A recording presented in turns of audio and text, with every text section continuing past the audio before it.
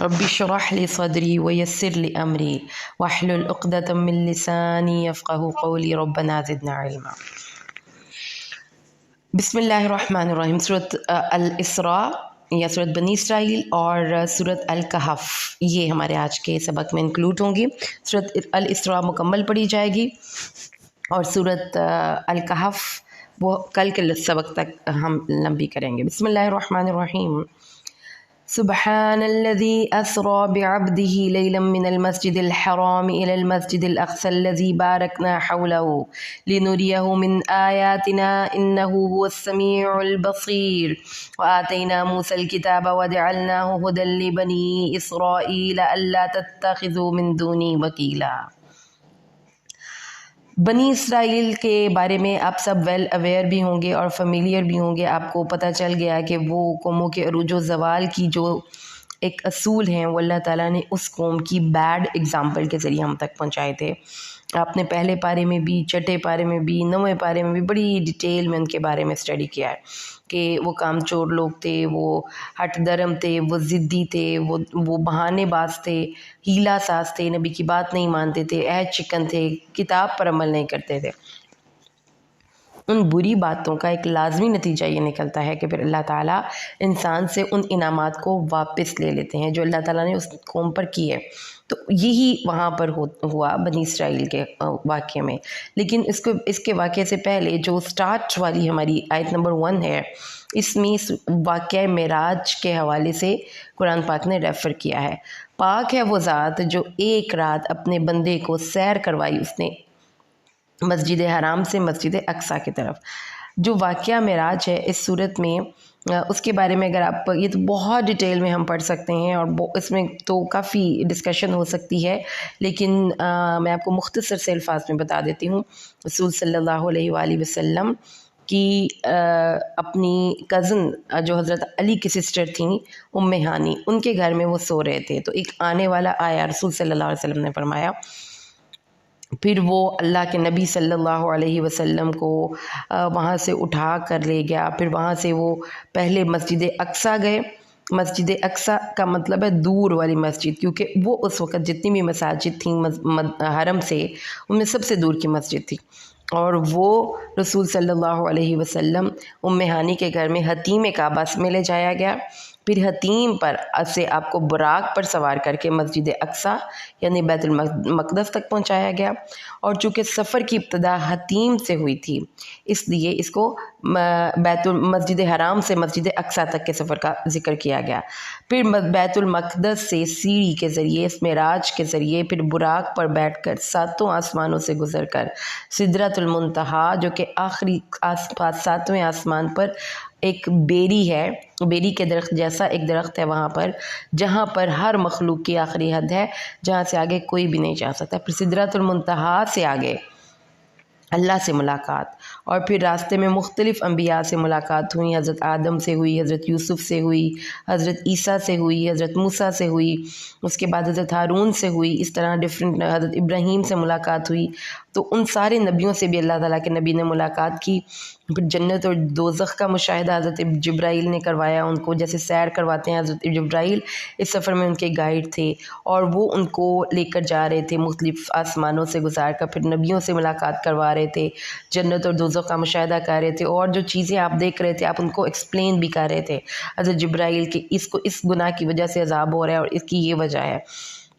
سدرۃ المنتہا کے پاس اللہ تعالیٰ کے نبی نے حضرت جبرائیل امین کو اس شکل میں دیکھا جس شکل میں کہ ان کی اصل فارم اور حیت ہے، اور اس میں ان کے 600 پر تھے حضرت جبرائیل کے، اور آپ کے ہر پر کو جب وہ پڑھاتے تھے تو کچھ موتی یا مونگے یا اس طرح کی کچھ چیزیں گرتی تھیں۔ پھر اللہ تعالیٰ سے ملاقات کے لیے گئے سدرۃ المنتہا سے آگے، اور سدرۃ المنتہا سے آگے پھر اللہ تعالیٰ سے وہ جو اتحیات ہم پڑھتے ہیں نماز میں، وہ ڈائلاگ ہوا۔ آپ دو زانو بیٹھ کر اللہ سے اپنی محبت کا اظہار کیا اور گفٹ دیا کہ اللہ تعالیٰ میری ہر قولی، ہر فعلی، ہر بدنی عبادت تیرے لیے۔ پھر اللہ تعالیٰ نے اپنے نبی کو 50 نمازوں کا تحفہ دیا۔ اس تحفے کو لے کر خوشی خوشی اللہ تعالیٰ کے نبی واپس آئے، اور راستے میں حضرت موسیٰ نے ان کو مشورہ دیا کہ یہ 50 زیادہ ہیں، جا کر کم کروائیں۔ پھر حضرت جبرائیل کے ساتھ واپس گئے، کیونکہ وہ چھٹے آسمان پہ ان کے موسیٰ سے ملاقات ہوئی ہے، اور آپ کو پتہ ہے کہ ایک آسمان سے دوسرے آسمان کی مسافت جو ہے وہ 500 سال کی مسافت کے فاصلے پر ہے، یعنی کہ ان کا سفر، اور پھر اس آسمان کا اپنی موٹائی، یعنی کہ اس آسمان، وہ خود آسمان 500 سال کی مسافت پہ، اتنا وہ وسیع و عریض پھیلا ہوا ہے۔ پھر وہاں سے دوبارہ واپس گئے، پھر اللہ تعالیٰ سے ریکویسٹ کی، یوں جاتے آتے رہے یہاں تک کہ 50 نمازیں، سو سمجھے 9 چکر ان کے لگے ہوں گے، اور آخری چکر پر پھر وہ صرف 5 نمازیں رہ گئیں۔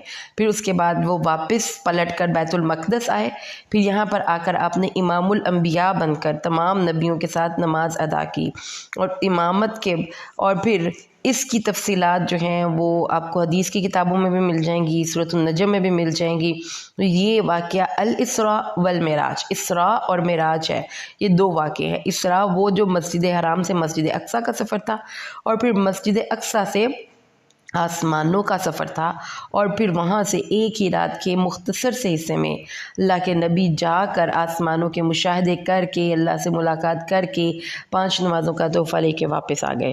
تو اس میں پھر اللہ تعالیٰ نے بتایا کہ یہ بات بعید از عقل نہیں ہے، کیونکہ اللہ تعالیٰ کو کچھ بھی کر سکتا ہے، اور اس کی حد، اس سے کوئی بھی چیز امپاسبل نہیں۔ تو پاک ہے وہ ذات اور اس عیب سے اور نقص سے، اور جو آپ کے ذہن میں جو ایک کمزوریاں ہیں ان سے، وقت کی قید سے یا فزیکل لاس سے، اللہ تعالیٰ ہر قید سے آزاد بھی ہے اور پاک بھی ہے، جس نے ایک رات اپنے بندے کو مسجد حرام سے، کیونکہ وہ حتیم سے سٹارٹ ہوا تھا سفر، سے مسجد اقصیٰ تک، اور پھر وہاں سے آسمانوں کی سیر کروائی، تاکہ ہم اس کو اپنی قدرت کی کچھ نشانیاں دکھائیں۔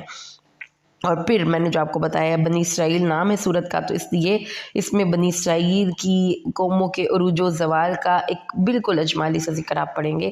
ہسٹوریکل ریکارڈز پڑھنے اس لیے ضروری ہیں، this is not the story of the people who left you centuries ago, this is the story of my life and your life. کہیں نہ کہیں یہ اسٹوریز ریپیٹ ہوتی ہیں، اور ہماری اپنی سچویشن میں یہ کیریکٹرز امپلیمنٹ ہو سکتے ہیں۔ تو حضرت اللہ تعالیٰ نے موسیٰ کو کتاب دی، اور پھر اس کتاب کو بنی اسرائیل کے لیے ہدایت بنا کر ان کو کہا کہ اس کتاب پر عمل کرو، اور اللہ کے علاوہ کسی کو ساتھی نہ بنانا۔ یعنی یہ حضرت موسیٰ کے قوم کے لوگ کون تھے؟ جن کو حضرت نوح کے ساتھ اللہ نے کشتی میں سوار کیا تھا، اور یہ طوفان نوح سے بچا کر حضرت نوح کی نسل اور اولاد میں سے تھے۔ اللہ تعالیٰ نے فرمایا کہ یہ جو لوگ تھے، ہم نے پھر بنی اسرائیل کو سے یہ وعدہ لیا، ان کو فیصلہ کر دیا۔ اب میں نے آپ کو بتایا تھا کہ قوموں کا عروج و زوال ایک مسٹری نہیں ہے، ایک انگما نہیں ہے کہ کوئی بڑی پہیلی ہے کہ یہ اچانک اوپر چلی گئی، یہ نیچے آ گئی۔ اللہ تعالیٰ کسی کے ایمان کی بنیاد پر اس کو ترقی ضرور دیتا ہے، لیکن اس کے ساتھ ساتھ اس کے عمل اس کے ایمان کے ساتھ ہونے چاہیے۔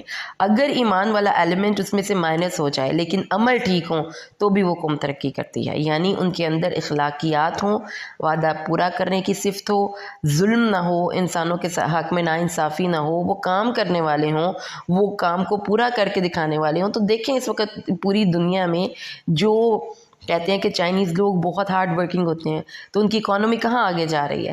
تو اللہ تعالیٰ نے قرآن پاک میں ہمیں یہ چیز سمجھا دی کہ قومیں ترقی انسانوں کی بیس پہ کرتی ہیں۔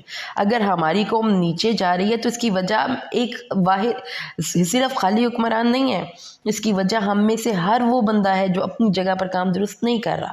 تو اس لیے اللہ تعالیٰ نے فرمایا کہ بنی اسرائیل کو اللہ تعالیٰ نے یہ بتایا کہ تمہارے اوپر فساد کیا جائے گا، تمہیں زمین سے نکالا جائے گا، اور پھر تمہیں زمین میں غلبہ بھی دیا جائے گا۔ تو یہ اللہ تعالیٰ نے بتایا کہ جب پہلی دفعہ ہمارے وعدے کا وقت آیا تو ہم نے ان پر ایسے بندے مسلط کر دیے جو سخت جنگجو تھے، جو گھروں میں گھس گئے، اور اللہ کا وعدہ پورا ہوا۔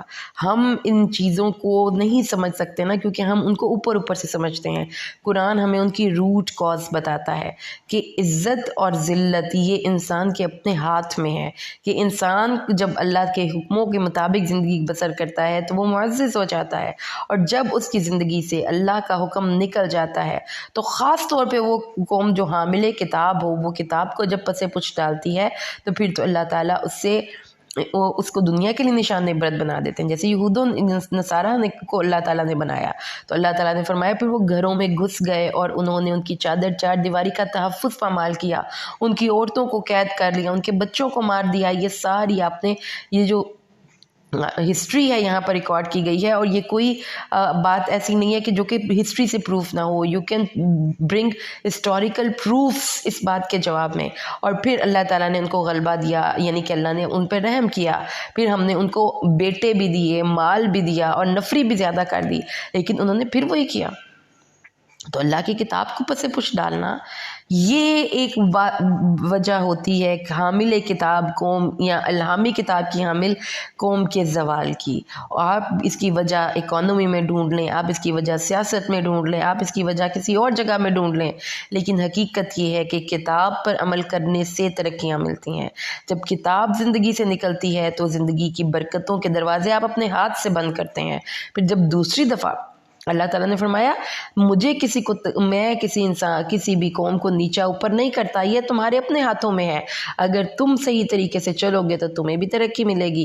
تو it all now depends on your own personal habits. جو آپ کرتے ہیں آپ اس کے مطابق، جہاں پہ بھی آپ جو آپ کی عادتیں ہیں اس کے مطابق آپ کھڑے ہوتے ہیں. اور تم برا کرو گے تو برا سہو گے.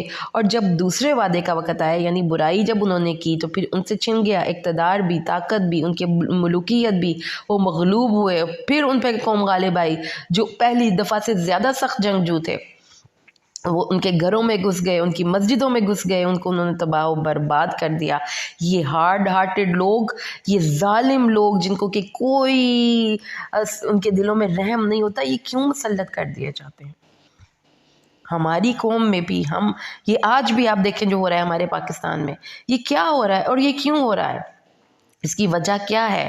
یہ ہمارے اپنے اعمال ہیں کہ اللہ تعالیٰ نے فرمایا کہ جیسی عوام ہوتی ہے ویسے حکمران ہوتے ہیں. اور جو قوم ناپ اور تول میں کمی کرتی ہے ان کو حکمرانوں کے ظلم سے پکڑا جاتا ہے. تو آج یہ اپنا جائزہ لینے کا وقت ہے کہ اپنی جگہ پہ تو خود کو ہم درست کریں، باقیوں کو تو ہم چھوڑ دیں جن کو ہم صحیح نہیں کر سکتے، لیکن ہم اپنی جگہ پہ بھی دوسروں کو کے حقوق کو غصب کرنے سے باز نہیں آتے. یہ بات بار بار میں اس لیے کہتی ہوں کہ جس قوم کی جو لین دین کی ڈیلنگز ٹھیک نہیں ہیں وہ قوم اللہ کی نظر میں آ ہی نہیں سکتی. اور ہماری قوم اس سلسلے میں مشہور ہے. سرکاری عہدیداروں کو دیکھ لیں آپ جا کر، کیا کر رہے ہیں سرکار اپنے سرکاری دفتروں میں. کہیں پہ آپ کو شناختی کارڈ بنوانے جانا پڑ جائے، کہیں پہ آپ کو اپنا یہ پاسپورٹ صحیح کروانے جانا پڑ جائے تو لوگ تو وہاں پہ فرعون بنے بیٹھے ہیں، بات ہی نہیں سنتے. تو قرآن کہتا ہے کہ پھر جب تم یوں کرو گے، جب تم کسی پر ظلم کرو گے پھر تمہارے اوپر بھی کوئی ظالم بیٹھے گا. تو قرآن نے ہمیں بتا دیا اس چھوٹی سی ورڈز میں کہ جب کتاب زندگی سے جاتی ہے پھر اللہ کی رحمتیں بھی زندگی سے نکل جاتی ہیں، پھر نہیں آ سکتی. اللہ تعالیٰ نے فرمایا بنی اسرائیل کے واقعے آپ کے سامنے ہیں، اور اگر تم نے اپنی قبلہ درست کیا، حالات بہتر کر لیے، اگر تم اپنے آپ پر کو درست کرو گے تو اللہ تم پر رحم کرے گا. اور اگر پھر حالات اپنی عادتیں خراب کرو گے، اپنی معیشت سے اپنی دین کو نکالو گے اور اپنی مرضی کی زندگیاں گزارو گے تو پھر تم پر دوبارہ یہی ظلم ڈھایا جائے گا. اور ہم نے جہنم کو کافروں کے لیے ٹھکانہ بنا دیا ہے. ان ھذا القرآن یہدی للتی ہی اقوم. قام یقوم اقامہ لفظی مطلب ہوتا ہے کسی چیز کا بالکل سیدھا ہو جانا. جو قرآن پر عمل کرتا ہے اس کی زندگی کا ہر معاملہ درست ہو جاتا ہے. قرآن اس راہ کی طرف رہنمائی کرتا ہے جو سب سے سیدھا، سب سے سچا اور سب سے صاف ہے. اس لیے اس پر عمل کرنے والا بندہ اس دنیا میں بھی نجات پاتا ہے، اس کے دنیا کے معاملات بھی درست ہوتے ہیں، پریشانیوں سے مبرہ ہوتے ہیں، اور اس کی آخرت بھی سیف ہوتی ہے. تو یہ وہ واحد رسی ہے جو زمین سے آسمان کے درمیان لٹکی ہوئی ہے، جو آپ کو ڈولنے نہیں دے گی، آپ کو ہر جگہ پر یہ رہنما بن کے آئے گی. اور وہ خوشخبری دے دیتا ہے ان لوگوں کو جو ایمان لائے اور نیک اعمال کیے کہ ان کے لیے اللہ کی طرف سے اجر ہے بہت بڑا. اور پھر انسان کی جو جلد بازی ہے نا کہ وہ ہر کالی طبیعت کا مالک ہے، جلدی جلدی ہر چیز کو چاہتا ہے. تو قرآن کہتا ہے کہ انسان اپنے لیے برائی کی دعائیں بھی یوں ہی جلدی جلدی مانگتا ہے جیسے اچھائی کی مانگتا ہے. بیڑا غرق اکثر مائیں کہتی ہیں تیرا بیڑا ہی غرق ہوئی ہے. یہ بد دعا ہے، کسی کے لیے نہیں دینی. لیکن اللہ تعالیٰ فرماتے ہیں خانہ خراب، بیڑا غرق، اس طرح کی باتیں ہم کرتے رہتے ہیں، اکثر کرتے رہتے. لانتیا تیری تو شکل تے لعنت برس رہی. اللہ تعالیٰ فرماتے ہیں کہ یہ اللہ کی رحمت ہے کہ جو آپ کے اپنی اولاد، اپنی فیملی، اپنے بارے میں جو بد دعائیں کی گئی ہوتی ہیں اللہ تعالیٰ ان کو قبول نہیں کرتا. اور ورنہ انسان تو بڑا جلد باز ہے. اللہ تعالیٰ نے فرمایا وَكُلَّ إِنسَانٍ أَلْزَمْنَاهُ طَائِرَهُ فِي عُنُقِهِ، اور ہر انسان کا طائرہ اس کی گردن میں ہم نے لگا دیا. اب یہ کیا چیز ہے؟ قرآن کی متشابہات میں سے ہے. ظاہر ہے کہ طائرہ کا مطلب، طائر کا لفظی مطلب پرندہ ہوتا ہے.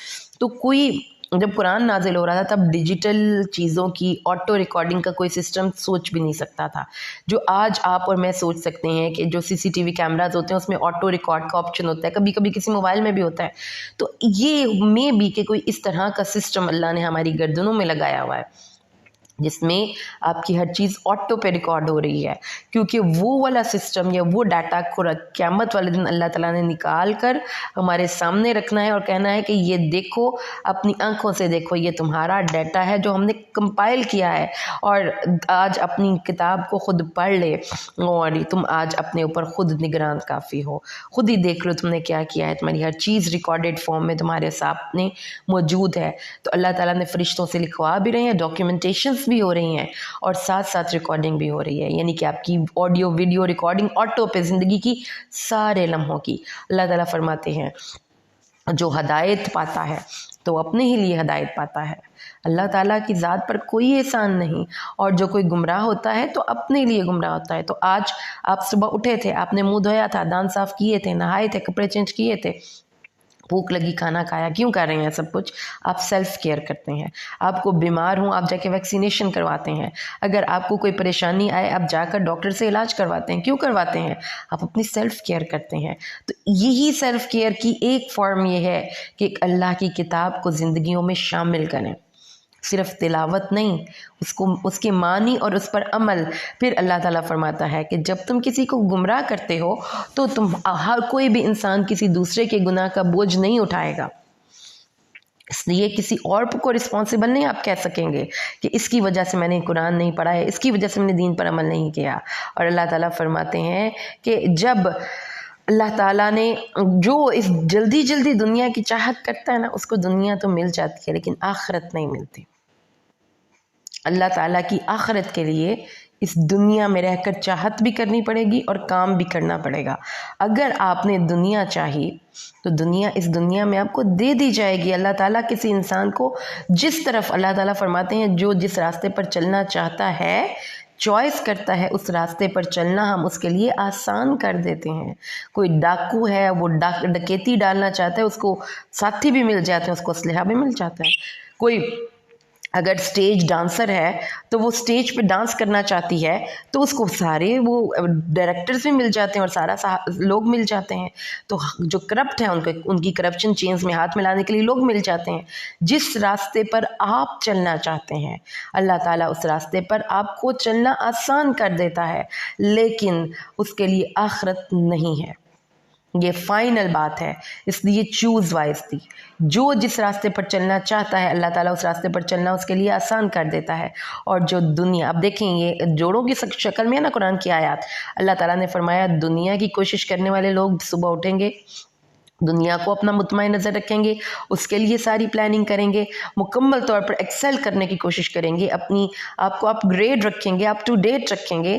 ان کی دنیا بڑی زبردست ہے، لیکن جو آخرت کی چاہت کرتا ہے اور اس کے لیے مقدور بھر کوشش بھی کرتا ہے، جو اس ہائی رینک کے لیے ریکوائرڈ ہے وہ کرتا ہے. یعنی آپ دیکھیں کہ اگر آپ کے ہاتھ میں ایک تیر ہے اور آپ نے اس کو ایک منزل تک پہنچانا ہے تو آپ کا فوکس بہت امپورٹنٹ ہے.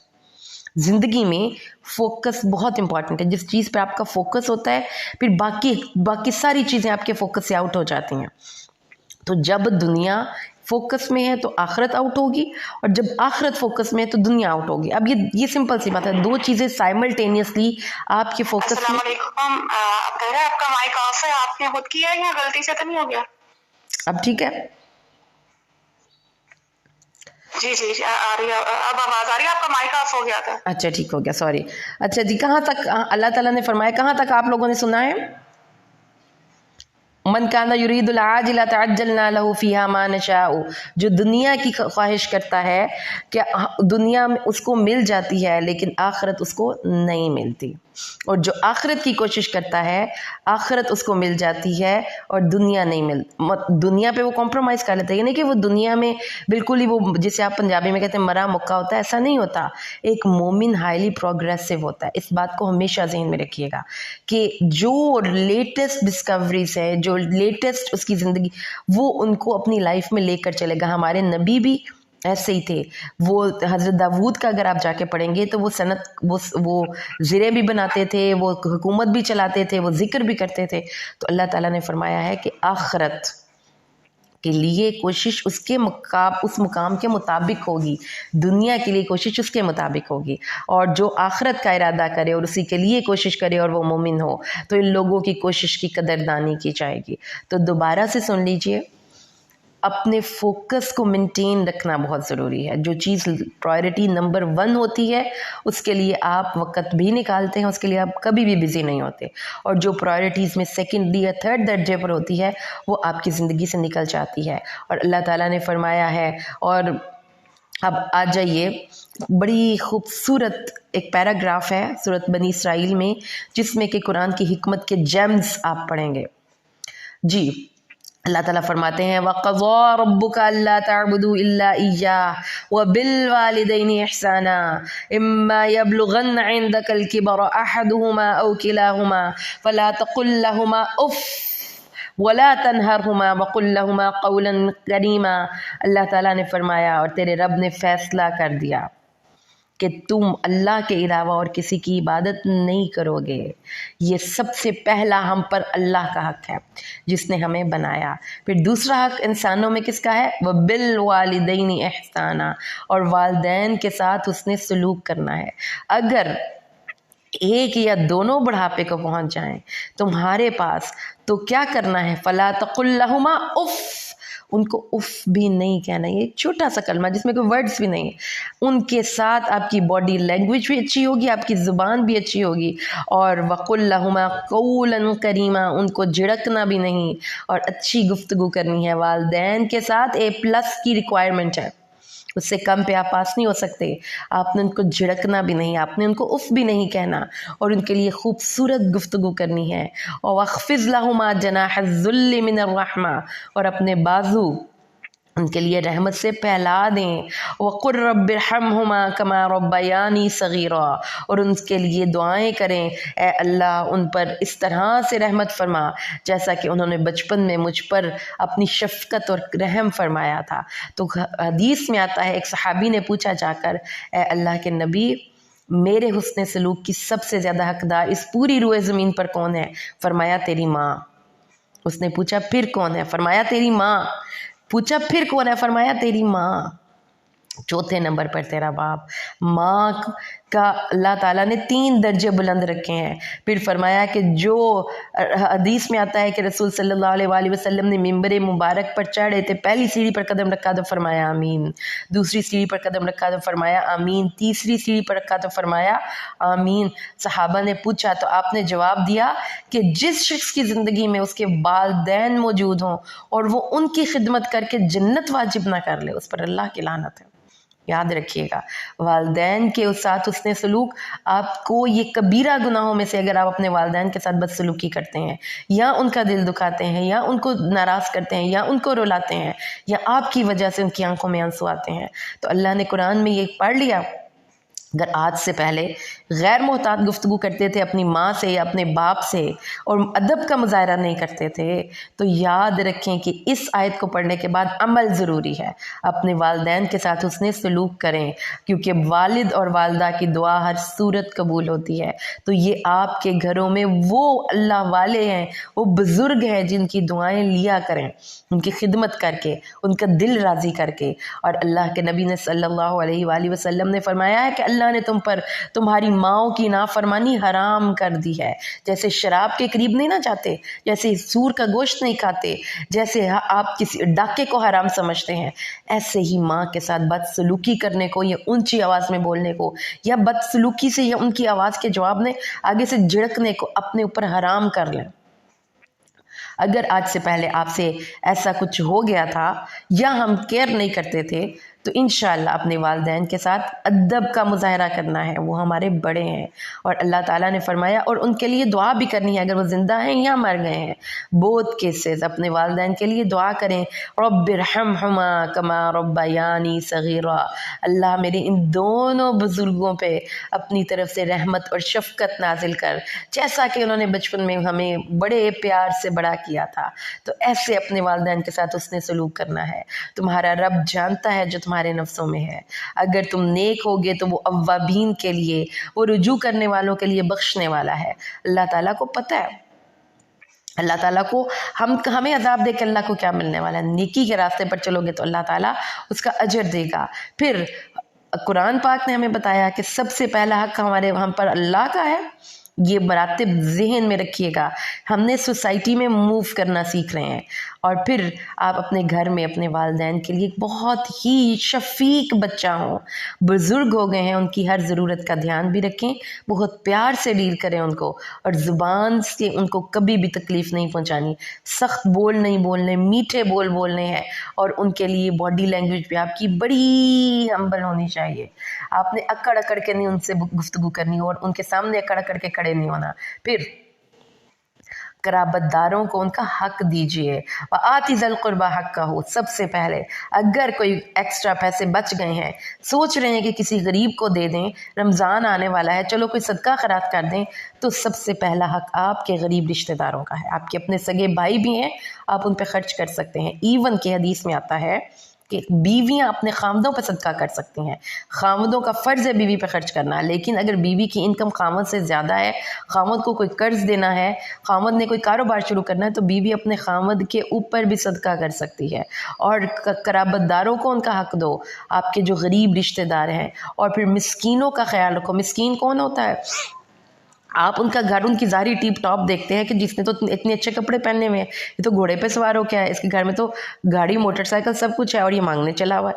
اس وقت اس کے حالات ٹھیک تھے، ہو سکتے آج اس کی کمائی میں اس کے گھر کا خرچہ پورا نہ ہوتا ہو، تو اس کو بھی دے سکتے ہیں آپ۔ مسافر، جیسا کہ کوئی کسی ایسے علاقوں میں رہتے ہیں جہاں پہ ٹورسٹ آتے ہیں، یا کوئی دوسرے ملک میں رہنے والے لوگ ہیں جو دوسرے ممالک میں رہتے ہیں، وہ بھی، ان کو بھی اپنے دوسرے لوگوں پہ خرچ کرنا چاہیے۔ اور وَلَا تُبَذِّرْ تَبْذِيرًا۔ مفیضہ اپنا مائک آف کیجئے۔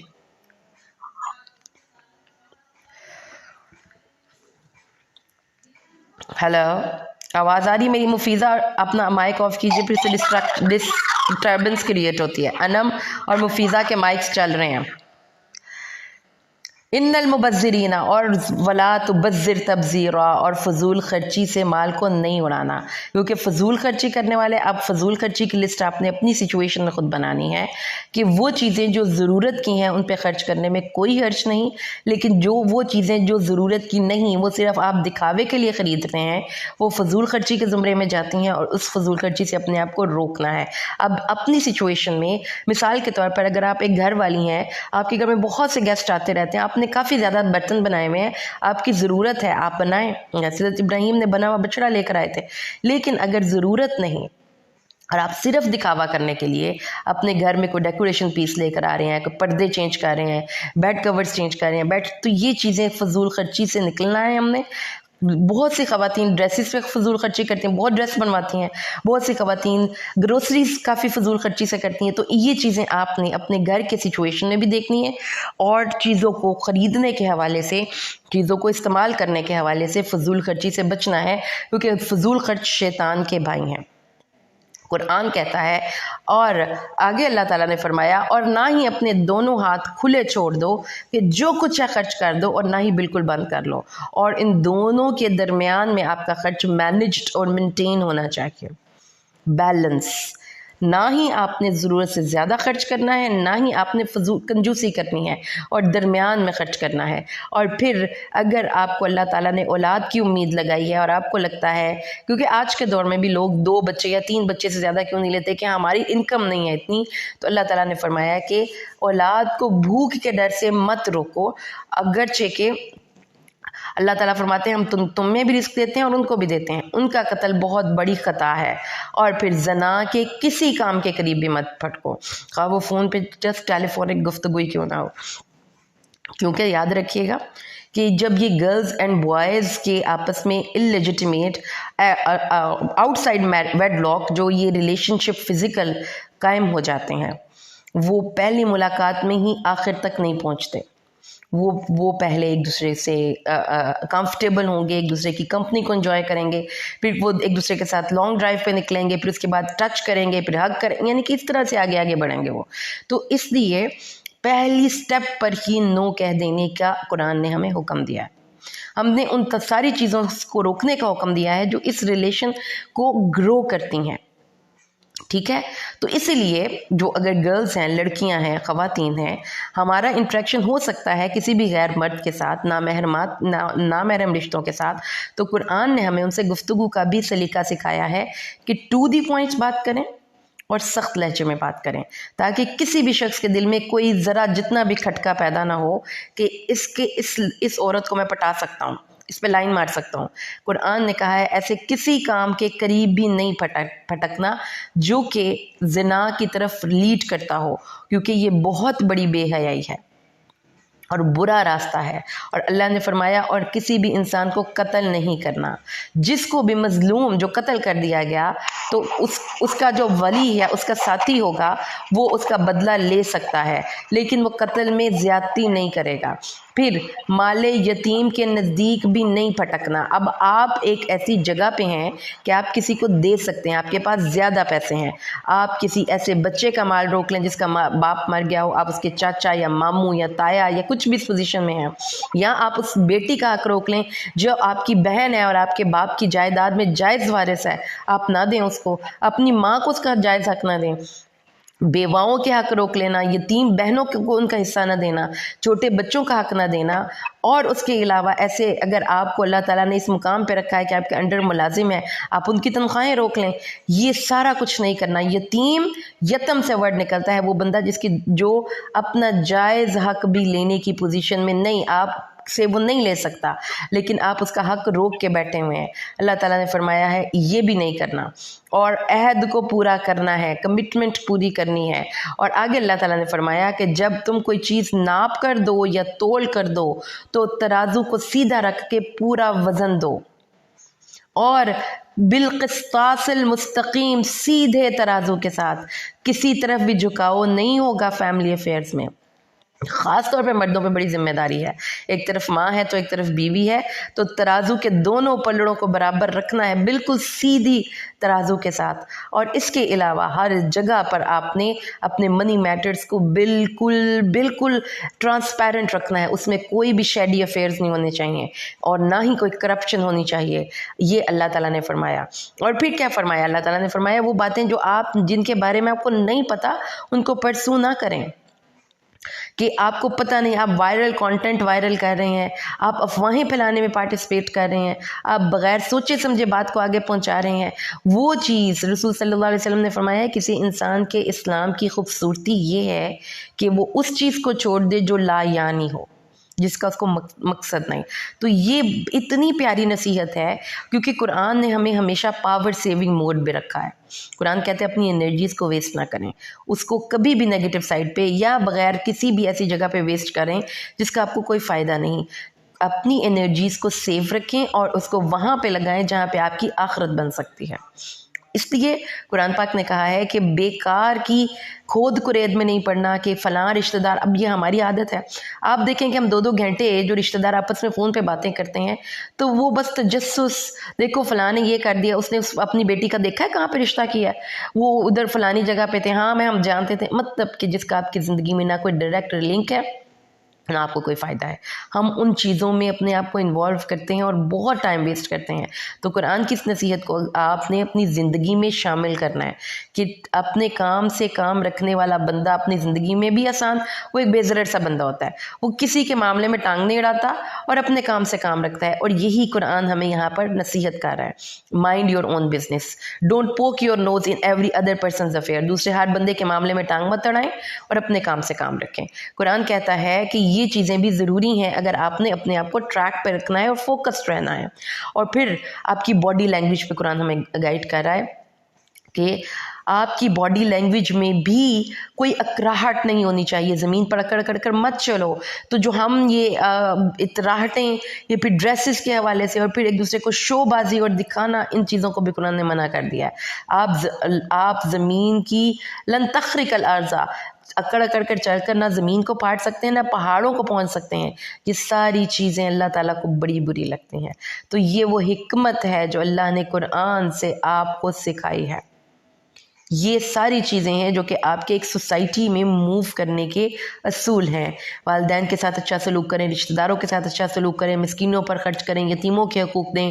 اللہ تعالیٰ کو فضول خرچ لوگ نہیں پسند، اللہ تعالیٰ کو کنجوس لوگ نہیں پسند، اللہ تعالیٰ کو بے حیائی نہیں پسند، زنا کے قریب جانے والا کوئی کام نہیں کرنا. پھر اللہ تعالیٰ نے ہمیں سمجھا دیا کہ اپنے کام سے کام رکھنا ہے. اللہ تعالیٰ نے بتا دیا کہ عاجزی سے زندگی گزارنی ہے، سادگی اور عاجزی سے زندگی گزارنی ہے. اور یہ وہ چیزیں ہیں جو کہ اللہ نے ہمیں حکمت کے موتی قرآن سے پیک کر کے دیے ہیں. یہ ایک چھوٹا سا گفٹ ہے جو آسمانوں سے، بلکہ بہت بڑا گفٹ ہے جو آسمانوں سے ہم تک پہنچا ہے. ان سے اگر آپ ان کو اپنی گائیڈنگ پرنسپلز بنا لیجئے اور تو یقین مانیں آپ اس قدر حسین انسان بن جائیں گے کہ ہر بندہ آپ سے محبت کرے گا، کیونکہ آپ کا کردار بڑا خوبصورت ہو جائے گا. تو اللہ تعالیٰ نے ہمیں یہ چیزیں سمجھائی ہیں. اور پھر اللہ تعالیٰ نے آگے فرمایا کہ ہم نے اس قرآن میں وَلَقَدْ صَرَّفْنَا کا لفظی مطلب ہوتا ہے تصریف کرنا ہے، پھیر پھیر کر بیان کرنا، بار بار بیان کرنا. جیسا کہ ہم نے بھی کل ہی ڈسکس کیا تھا کہ کچھ واقعات کو ریپیٹڈلی قرآن پاک میں اللہ تعالیٰ ڈفرینٹ کانٹیکسٹ میں ہمیں بیان کرتا ہے. کیوں کرتا ہے؟ قرآن نے اس کا مطلب سمجھا دیا تاکہ ہم اس کو یاد کر لیں، ہمیں وہ نصیحت یاد ہو جائے، ہم اس کو بھولیں نہ. اور اللہ تعالیٰ نے فرمایا کہ تسبح له السماوات السبع والارض ومن فیہن. وہ ریپیٹ ہو گئی بات جو ہم پچھلے 2 پاروں میں پڑھ کے آئے ہیں کہ اللہ کو سائے بھی سجدہ کرتے ہیں، اللہ کو زمین و آسمان کی ایک ایک چیز سجدہ کرتی ہے. اب دیکھو زمین و آسمان کی ایک ایک چیز، زمین سے اوپر 7 آسمان اللہ کی تسبیح کرتے ہیں اور 7 زمینیں ان کی تسبیح کرتی ہیں، اور جو ان دونوں کے درمیان ہے وہ اللہ کی تسبیح کرتا ہے. کتنا پاورفل وظیفہ ہے یہ. تو لگتا کیا ہے؟ آپ سونے کے لیے لیٹے، سبحان اللہ سبحان اللہ سبحان اللہ. آپ موٹر سائیکل پر سوار ہیں، اپنی گاڑی پر سوار ہیں، سبحان اللہ سبحان اللہ سبحان. 33 دفعہ آپ گھڑی کا ٹائم دیکھ کر ذرا 100 دفعہ سبحان اللہ پڑھ کے دیکھیے گا، 2 سے 3 منٹ کے اندر پڑھی جاتی ہے. اور اتنا پاورفل وظیفہ ہے کہ 7 آسمان اور 7 زمینیں اور جو کچھ ان کے درمیان ہے، آپ امیجن کریں کیا کچھ ان کے درمیان ہے. ہر چیز اللہ کی تسبیح کرتی ہے. وَإِن مِّن شَيْءٍ إِلَّا يُسَبِّحُ بِحَمْدِهِ. ہر چیز اللہ کی تسبیح کرتی ہے. وَلَٰكِن لَّا تَفْقَهُونَ تَسْبِيحَهُمْ. لیکن تم ان کی تسبیح کو سمجھتے نہیں ہو، تمہارے کانوں میں ان کی آواز نہیں پڑتی. اللہ تعالیٰ اس لیے آئیے ہم بھی مل کر اللہ کی تسبیح پڑھتے ہیں. سبحان اللہ سبحان اللہ سبحان اللہ. اللہ کی ذات ہر چیز سے بلند و بالا ہے اور ہر عیب اور نقص سے پاک ہے. اللہ سبحان اللہ و بحمدہ سبحان اللہ العظیم. سبحان اللہ و بحمدہ عدد خلقہ و رضا نفسہ و زینت عرشہ و مداد کلماتہ. آپ نے 3 دفعہ سبحان اللہ پڑھی، آپ کے نام کے 3 پودے جنت میں اس وقت لگ چکے ہیں. آپ کی جنت ہری بھری ہو سکتی ہے. زیادہ سے زیادہ تسبیح کیا کیجیے. آگے اللہ تعالیٰ نے فرمایا ہے کہ جب تو قرآن وَإِذَا قَرَأْتَ الْقُرْآنَ، جب تو قرآن کی تلاوت کرتا ہے تو وہ لوگ جو آخرت پر ایمان نہیں رکھتے اس کے اور آپ کے درمیان نبی ہم ایک حجاب یا آڑ بنا دیتے ہیں. اور اللہ تعالیٰ نے فرمایا اور ہم ان کے دلوں کو کے اوپر پردے ڈال دیتے ہیں کہ اس کو سمجھ نہیں سکتے اور ان کے کانوں میں ثقل ہو جاتا ہے. اللہ تعالیٰ نے فرمایا نحن اعلم بما یستمعون به. ہمیں معلوم ہے جب وہ آپس میں قرآن کو سن کر سرگوشیاں کرتے ہوئے کہتے ہیں، کانوں میں باتیں کرتے ہیں رسول صلی اللہ علیہ وآلہ وسلم کی مجلس میں بیٹھ کر، یہ تو اس آدمی پر تو جادو ہوا ہے، اہمینہ اس کے پاس بیٹھنا. اور اللہ تعالیٰ نے فرمایا کہ یہ ہیں وہ لوگ اور جو نبی صلی اللہ علیہ وسلم کی ٹرولنگ کر رہے تھے، ان کو برا بھلا کہہ رہے تھے. اور قرآن کہتا ہے کہ اے نبی، وہ کہتے ہیں کہ جب ہم ہو جائیں گے مٹی اور ہڈیاں اور تو اس وقت ہمیں اٹھایا جائے گا. یہ تو بعید از عقل بات ہے. تو اللہ فرماتے ہیں کہ تم ہجارہ पत्थर हो जाओ या लोहा बन जाओ या और कुछ बन जाओ, तुम्हें अल्लाह लौटाएगा। अब फिर कहते हैं कब होगा ये वाक़या, तो अल्लाह फरमाता है ये जल्द होगा, ये बड़ी जल्दी होगा। अब एक और अल्लाह ताला ने हमें ना बड़ा प्यारा तर्ज़ तख़ातुब है अल्लाह ताला का हमारे लिए। जब अल्लाह ताला कोई बड़ी प्यारी बात करने चाहते हैं ना, तब ये लफ्ज़ बोलते हैं, ली इबादी, मेरे बंदों को कह दो, कुल ली इबादी, ए नबी मेरे बंदों को एक पैगाम पहुँचा दो। आप अल्लाह के बंदे हैं, लेटर आया भाई, डाकिया आया है, दरवाज़ा खोलें, अल्लाह का लेटर आया है। अल्लाह ताला क्या कह रहे हैं, यक़ूलुल्लती हिया अहसन, गुफ्तगू में हुस्न लाइए। किसी का दिल दुखाने वाली बात नहीं करनी, किसी का दिल जलाने वाली बात नहीं करनी, किसी को रुलाने वाली बात नहीं करनी, किसी के साथ बदतमीज़ी वाले लहजे में बात नहीं करनी। ahsan तरीके से बात करें, खूबसूरत लहजे में बात करें, अल्फाज भी प्यारे हों, क्योंकि लफ्ज़ों के अगरचे दांत नहीं होते, वो काट लेते हैं, जहरीला काटते हैं। रसूल सल्लल्लाहु अलैहि वसल्लम ने फरमाया है, अल मुस्लिमु मन सलिमल मुस्लिमून मिन लिसानिही व यदिही, मुसलमान तो वो है जिसकी हाथ और ज़ुबान से दूसरे मुसलमानों को अमन हो। तो कभी आप तो नहीं इस तरह की गुफ्तगू करते कि जिससे किसी का दिल टूटे, जिससे किसी की दिल आज़ारी हो, खामोशी इख्तियार कर लें अगर आपको गुस्सा चढ़ा हो, लेकिन गलत अल्फाज का इस्तेमाल ज़ुबान से ना निकालें। क्यों? क्योंकि जब गुफ्तगू गलत की जाती है तो दिलों में फूट पड़ती है, रिश्तों में दरारें आती हैं, और शैतान इस मौके का फ़ायदा उठाकर उन रिश्तों को दूर कर देता है। इसलिए कभी कभी किसी जगह पर अगर आपको बड़ा भी गुस्सा चढ़ा हुआ हो, अगर आपने कोई बड़ी बात गुस्से में बुरी कर दी, अब आपको हर 10 जगहों पर उसको जस्टिफाई करना पड़ेगा, नहीं नहीं मेरा मकसद ये नहीं, ये था, नहीं नहीं उस वक्त मुझे गुस्सा आ गया था। तो हज़रत लुक़मान ने अपने बेटे से कहा था कि ऐ मेरे बेटे, मैं कभी भी अपनी खामोशी पे नहीं पछताया, मैं जब भी पछताया हूँ अपने अल्फाज पे पछताया हूँ। तो खामोशी बेहतरीन इंतकाम होती है। अल्लाह ताला ने फरमाया शैतान रिश्तों में दरारें डालता है, इसलिए अल्लाह ताला ने आपको हुक्म दिया कि अच्छी बात करो, अपनी ज़ुबान से हमेशा अच्छी बात निकालो। उसके बाद अल्लाह ताला क्या फरमाते हैं, अल्लाह ताला ने फरमाया वइज़ क़ुल्ना लिल मलाइकति इसजुदू लि आदम फ़सजदू इल्ला इब्लीस क़ाल अस्जुदु लिमन ख़लक़्त तीना, और जब तेरे रब ने फ़रिश्तों से कहा इस आदम को सजदा करो तो सब ने सजदा किया मगर इब्लीस, मैंने कल बताया था ना आपको, इब्लीस ना उम्मीद, अल्लाह की रहमत से वो मुस्तकिल बुनियादों पर अब ना उम्मीद हो चुका है।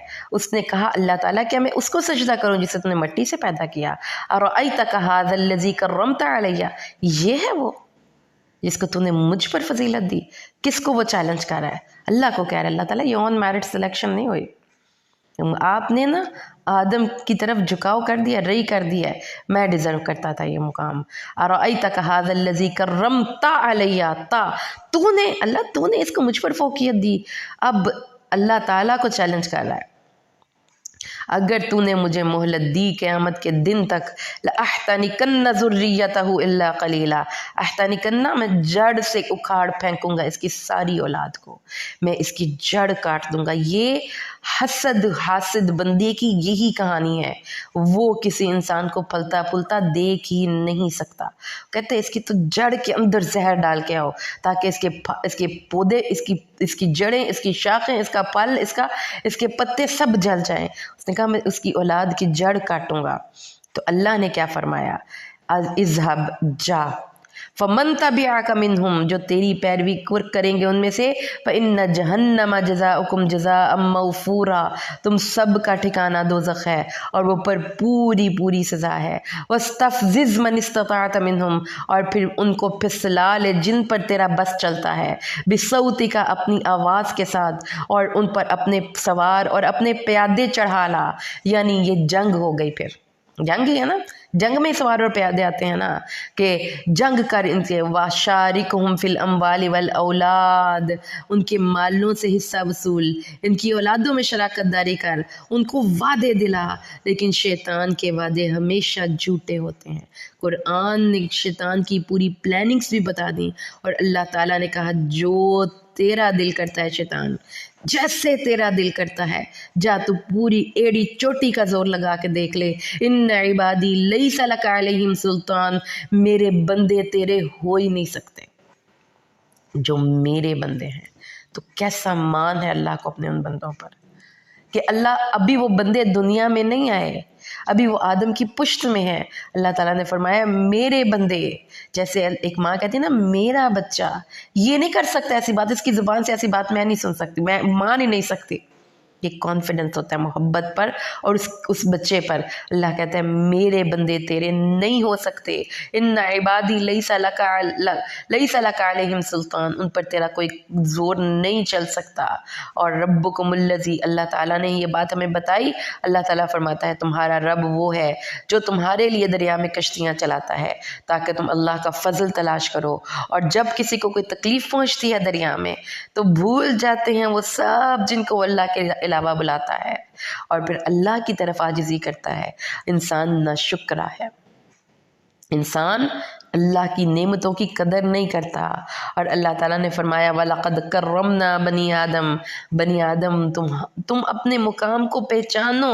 اللہ نے ہر کائنات کی چیز سے اوپر تمہارا مقام رکھا ہے، تم تو فرشتوں سے بھی زیادہ معزز ہو. ہم نے تمہیں عزت اور اکرام دیا. وَالتِّينِ وَالزَّيْتُونِ وَطُورِ سِينِينَ وَهَٰذَا الْبَلَدِ الْأَمِينِ لقد خلقنا الانسان فی احسن تقویم. وہ احسن الخالقین جس نے انسان کو احسن تقویم میں پیدا فرما کر اس کو حسن گفتار، حسن کردار، حسن صورت، حسن سیرت جیسے اوصاف سے متصف کیا اور اس کو کائنات کا لیڈر بنا دیا. ہر چیز اس کے لیے کام میں لگی ہوئی ہے. اللہ تعالیٰ نے فرمایا وَفَضَّلْنَاهُمْ، اور ہم نے ان کو پاک چیزوں سے رزق دیا، پھر ہم نے بہت سی چیزوں پر اس کو فضیلت دی. یوم ندعو کل اناس بامامہم، ہر انسان کو اس کے امام کے ساتھ بلایا جائے گا.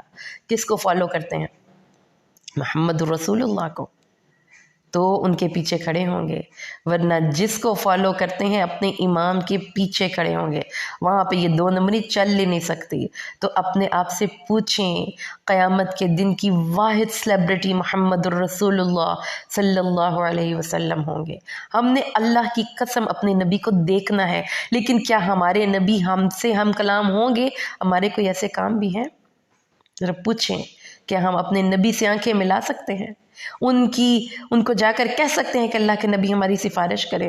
کس منہ سے نبی کے سامنے جا کر ہم کھڑے ہوں گے کہ ہمارا صبح سے شام تک ہم ہر لمحے اور ہر گھڑی اپنے نبی کی ہر سنت کے خلاف چلتے ہیں اور پھر بعد میں کہتے ہیں لبیک یا رسول اللہ؟ کیسی ہماری منافقت ہے اور کیسی دو نمبری ہے. اللہ فرماتا ہے ہر انسان کو اس کے امام کے ساتھ بلایا جائے گا. تو جس کو فالو کرتا ہے وہ اس کے پیچھے کھڑا ہوگا، اور جس کو اس کا نامہ اعمال اس کے دائیں ہاتھ میں دیا جائے گا تو یہ لوگ اپنی کتاب کو پڑھتے ہوں گے اور خوش ہوتے ہوں گے. آؤ مقرؤ کتابیا، آؤ آؤ آؤ آج میرا نامہ اعمال پڑھ لو. وہ ہر ایک کو پکڑ پکڑ کے دکھائے گا. اس کی خوشی کا کوئی ٹھکانہ نہیں ہوگا. وہ دوڑتا ہوا اور خوش ہوتا ہوا اپنے اہل و عیال کے پاس جائے گا. اور اللہ تعالیٰ نے فرمایا کہ اگر اور جو اس دنیا میں اندھا تھا، یعنی اس کی آنکھیں تو تھیں لیکن وہ کام صحیح نہیں کرتی تھیں، تو وہ آخرت میں بھی اندھا ہوگا اور راستے سے بھٹکا ہوا ہوگا. تو سمجھ لیں کہ آپ کو میں اگر اس کی مثال دوں نا موبائل فون سے، تو ہماری ڈیتھ کیا ہے؟ موبائل کی چارجنگ ختم ہو جائے گی تو ہماری ڈیتھ ہو جائے گی. لیکن جب قیامت کا دن ہوگا تو اسی موبائل کو دوبارہ چارج کیا جائے گا. تو جب موبائل کو جب آپ ری اوپن کرتے ہیں تو جو ڈاٹا اس کے اندر ہوتا ہے وہ دوبارہ سے وہ آپ اس کو استعمال کر سکتے ہیں. جو اس کے اندر آپ نے انسٹال کیا ہوتا ہے وہ چیزیں وہیں پہ موجود ہوتی ہیں. تو ایسے ہی جو کچھ آپ کے اندر ہے، نفرتیں ہیں، حسد ہے، بغض ہے، آپ نے ان کے ساتھ قیامت کے دن اٹھنا ہے. تو اللہ تعالیٰ نے فرمایا اقم الصلاۃ، نماز قائم کرو، لدلوک الشمس، سورج ڈھلنے سے لے کر الی غسق اللیل، رات کے اندھیرے تک، یعنی مختلف اوقات میں جو نمازیں تم پر فرض ہیں وہ ادا کرو. وقرآن الفجر، اور فجر کے وقت قرآن کی تلاوت کیا کرو. ان قرآن الفجر کان مشہودا، کیونکہ فجر کے وقت قرآن میں فرشتوں کی حضوری ہوتی ہے. قرآن کے وقت، فجر کے وقت، قرآن کی تلاوت کے وقت فرشتے حاضر ہوتے ہیں.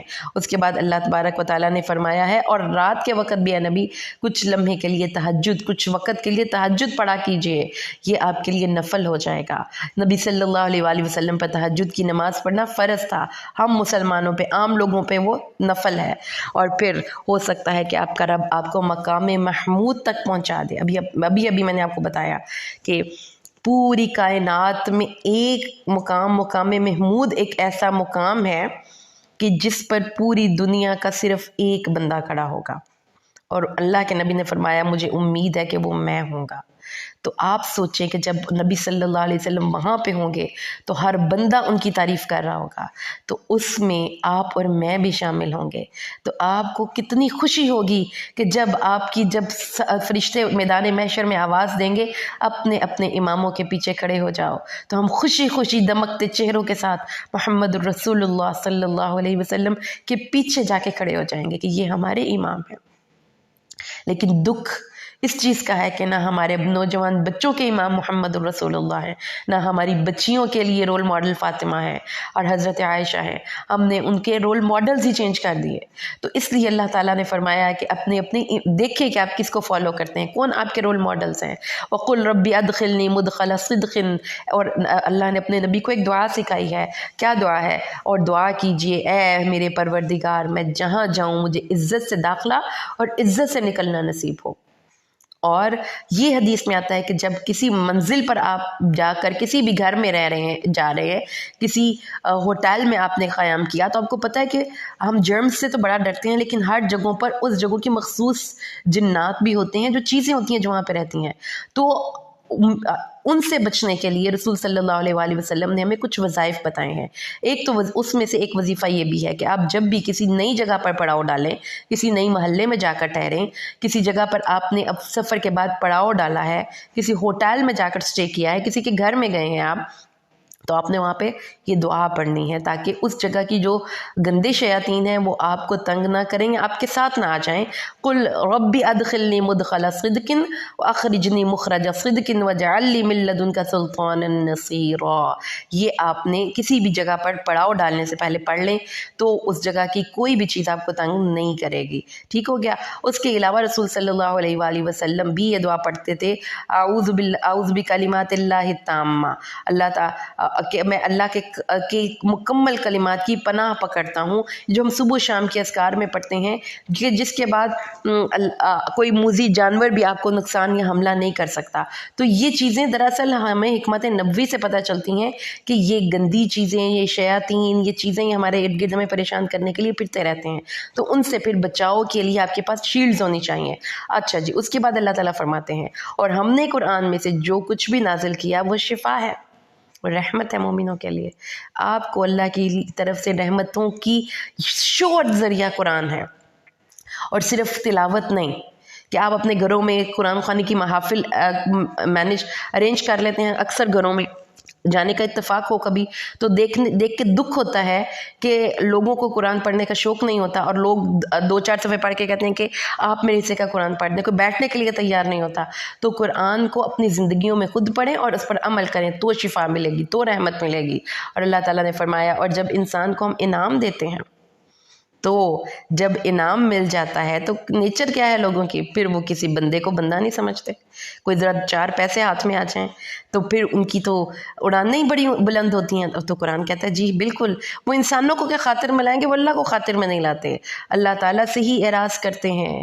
اور جب نا امیدی کوئی تکلیف پہنچتی ہے تو پھر بڑا روتے ہیں۔ تو یہ انسان کی ہلکا پن ہے، تھوڑ دلا پن ہے کہ تکلیف کے آ جانے پر وہ واویلا کرتا ہے، چیخیں مار مار کے روتا ہے، اور جب تھوڑی سی بھی اللہ تعالیٰ فراخی دیتا ہے تو وہ کسی بندے سے کو بندہ نہیں سمجھتا اور ہواؤں میں اڑا ہوتا ہے۔ تو اللہ تعالیٰ فرماتا ہے اے نبی کہہ دیجئے ہر ایک انسان کل یعمل علی شاکلتہ، شاکلہ کہتے ہیں اپنی سچویشن میں۔ مثال دیتی ہوں آپ کو، دیکھیں جب وہ غزوہ تبوک ہوا تھا تو کچھ مسلمان تھے جیسا کہ حضرت عثمان غنی تھے، انہوں نے 70 اونٹ سامان سمیت چندہ کیے تھے۔ اور آپ اگر آج کے دور میں ایک اونٹ کی قیمت لگاتے ہیں، اگر ہم بڑی عید پہ اونٹ لیتے ہیں تو اس وقت اس سال کا تو ہمیں نہیں آئیڈیا، پچھلے سال 3-3.5 لاکھ کا ایک اونٹ ملتا تھا۔ تو 70 اونٹ اگر آپ اس کو کیلکولیٹ کریں تو کتنے کروڑ روپیہ انہوں نے اس وقت چندہ کیا ہوگا، جو آج کے پیسوں کے حساب سے بنتا ہے۔ اور اوپر وہ تو خالی اونٹوں کی قیمت بن رہی ہے، اور جو ان کے اوپر سامان تھا، تو اتنا بھی چندہ کرنے والے لوگ تھے۔ اور کچھ ایسے بھی صحابہ تھے جو صرف مٹھی بھر غلہ لے کر آئے تھے۔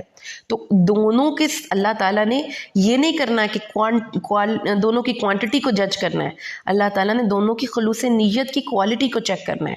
تو جو آپ کے شاکلہ میں آپ سے ہو سکتا ہے وہ آپ کریں گے تو ضروری نہیں ہے کہ آپ نے کوانٹٹی وائز کام زیادہ کیا ہو، لیکن کوالٹی وائز اگر آپ کا کام بہترین ہے تو آپ کو اسی کے مطابق اجر ملے گا جس نے بہت کام کیا۔ مثال کے طور پر آپ ایک سفر میں تھے، آپ کے پاس صرف پانی کی ایک بوتل تھی، آپ نے اس میں سے بھی آدھا پانی کسی کو دے دیا، لیکن اس کے برخلاف کوئی بندہ جس نے پورا کریٹ پانی کی بوتلوں کا دیا، جبکہ اس کے پیچھے اس کے پاس 10 اور پانی کے کریٹ پڑے ہوئے تھے، آپ کے اور اس کے ثواب سب سیم نہیں ہوگا۔ تو یہ شاکلہ کی تفسیر ہے۔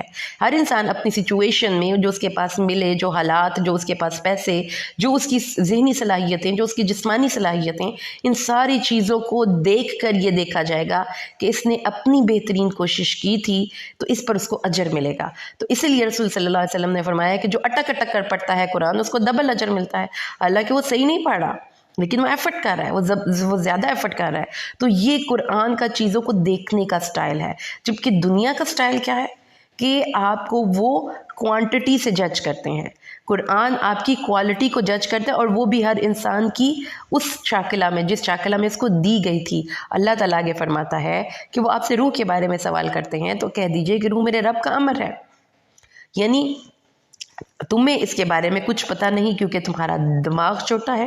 سمپل سی ایگزامپل نہیں، ایک 2 کلاس کے بچے کو آپ 12ویں کلاس کی کتاب نہیں پڑھا سکتے، تو ابھی ہمارا دماغ چھوٹا ہے کیونکہ روح اللہ کا امر ہے۔ تو جب ہم اللہ تعالیٰ کو دیکھ نہیں سکتے تو اللہ کے امر کو سمجھ کیسے سکتے ہیں؟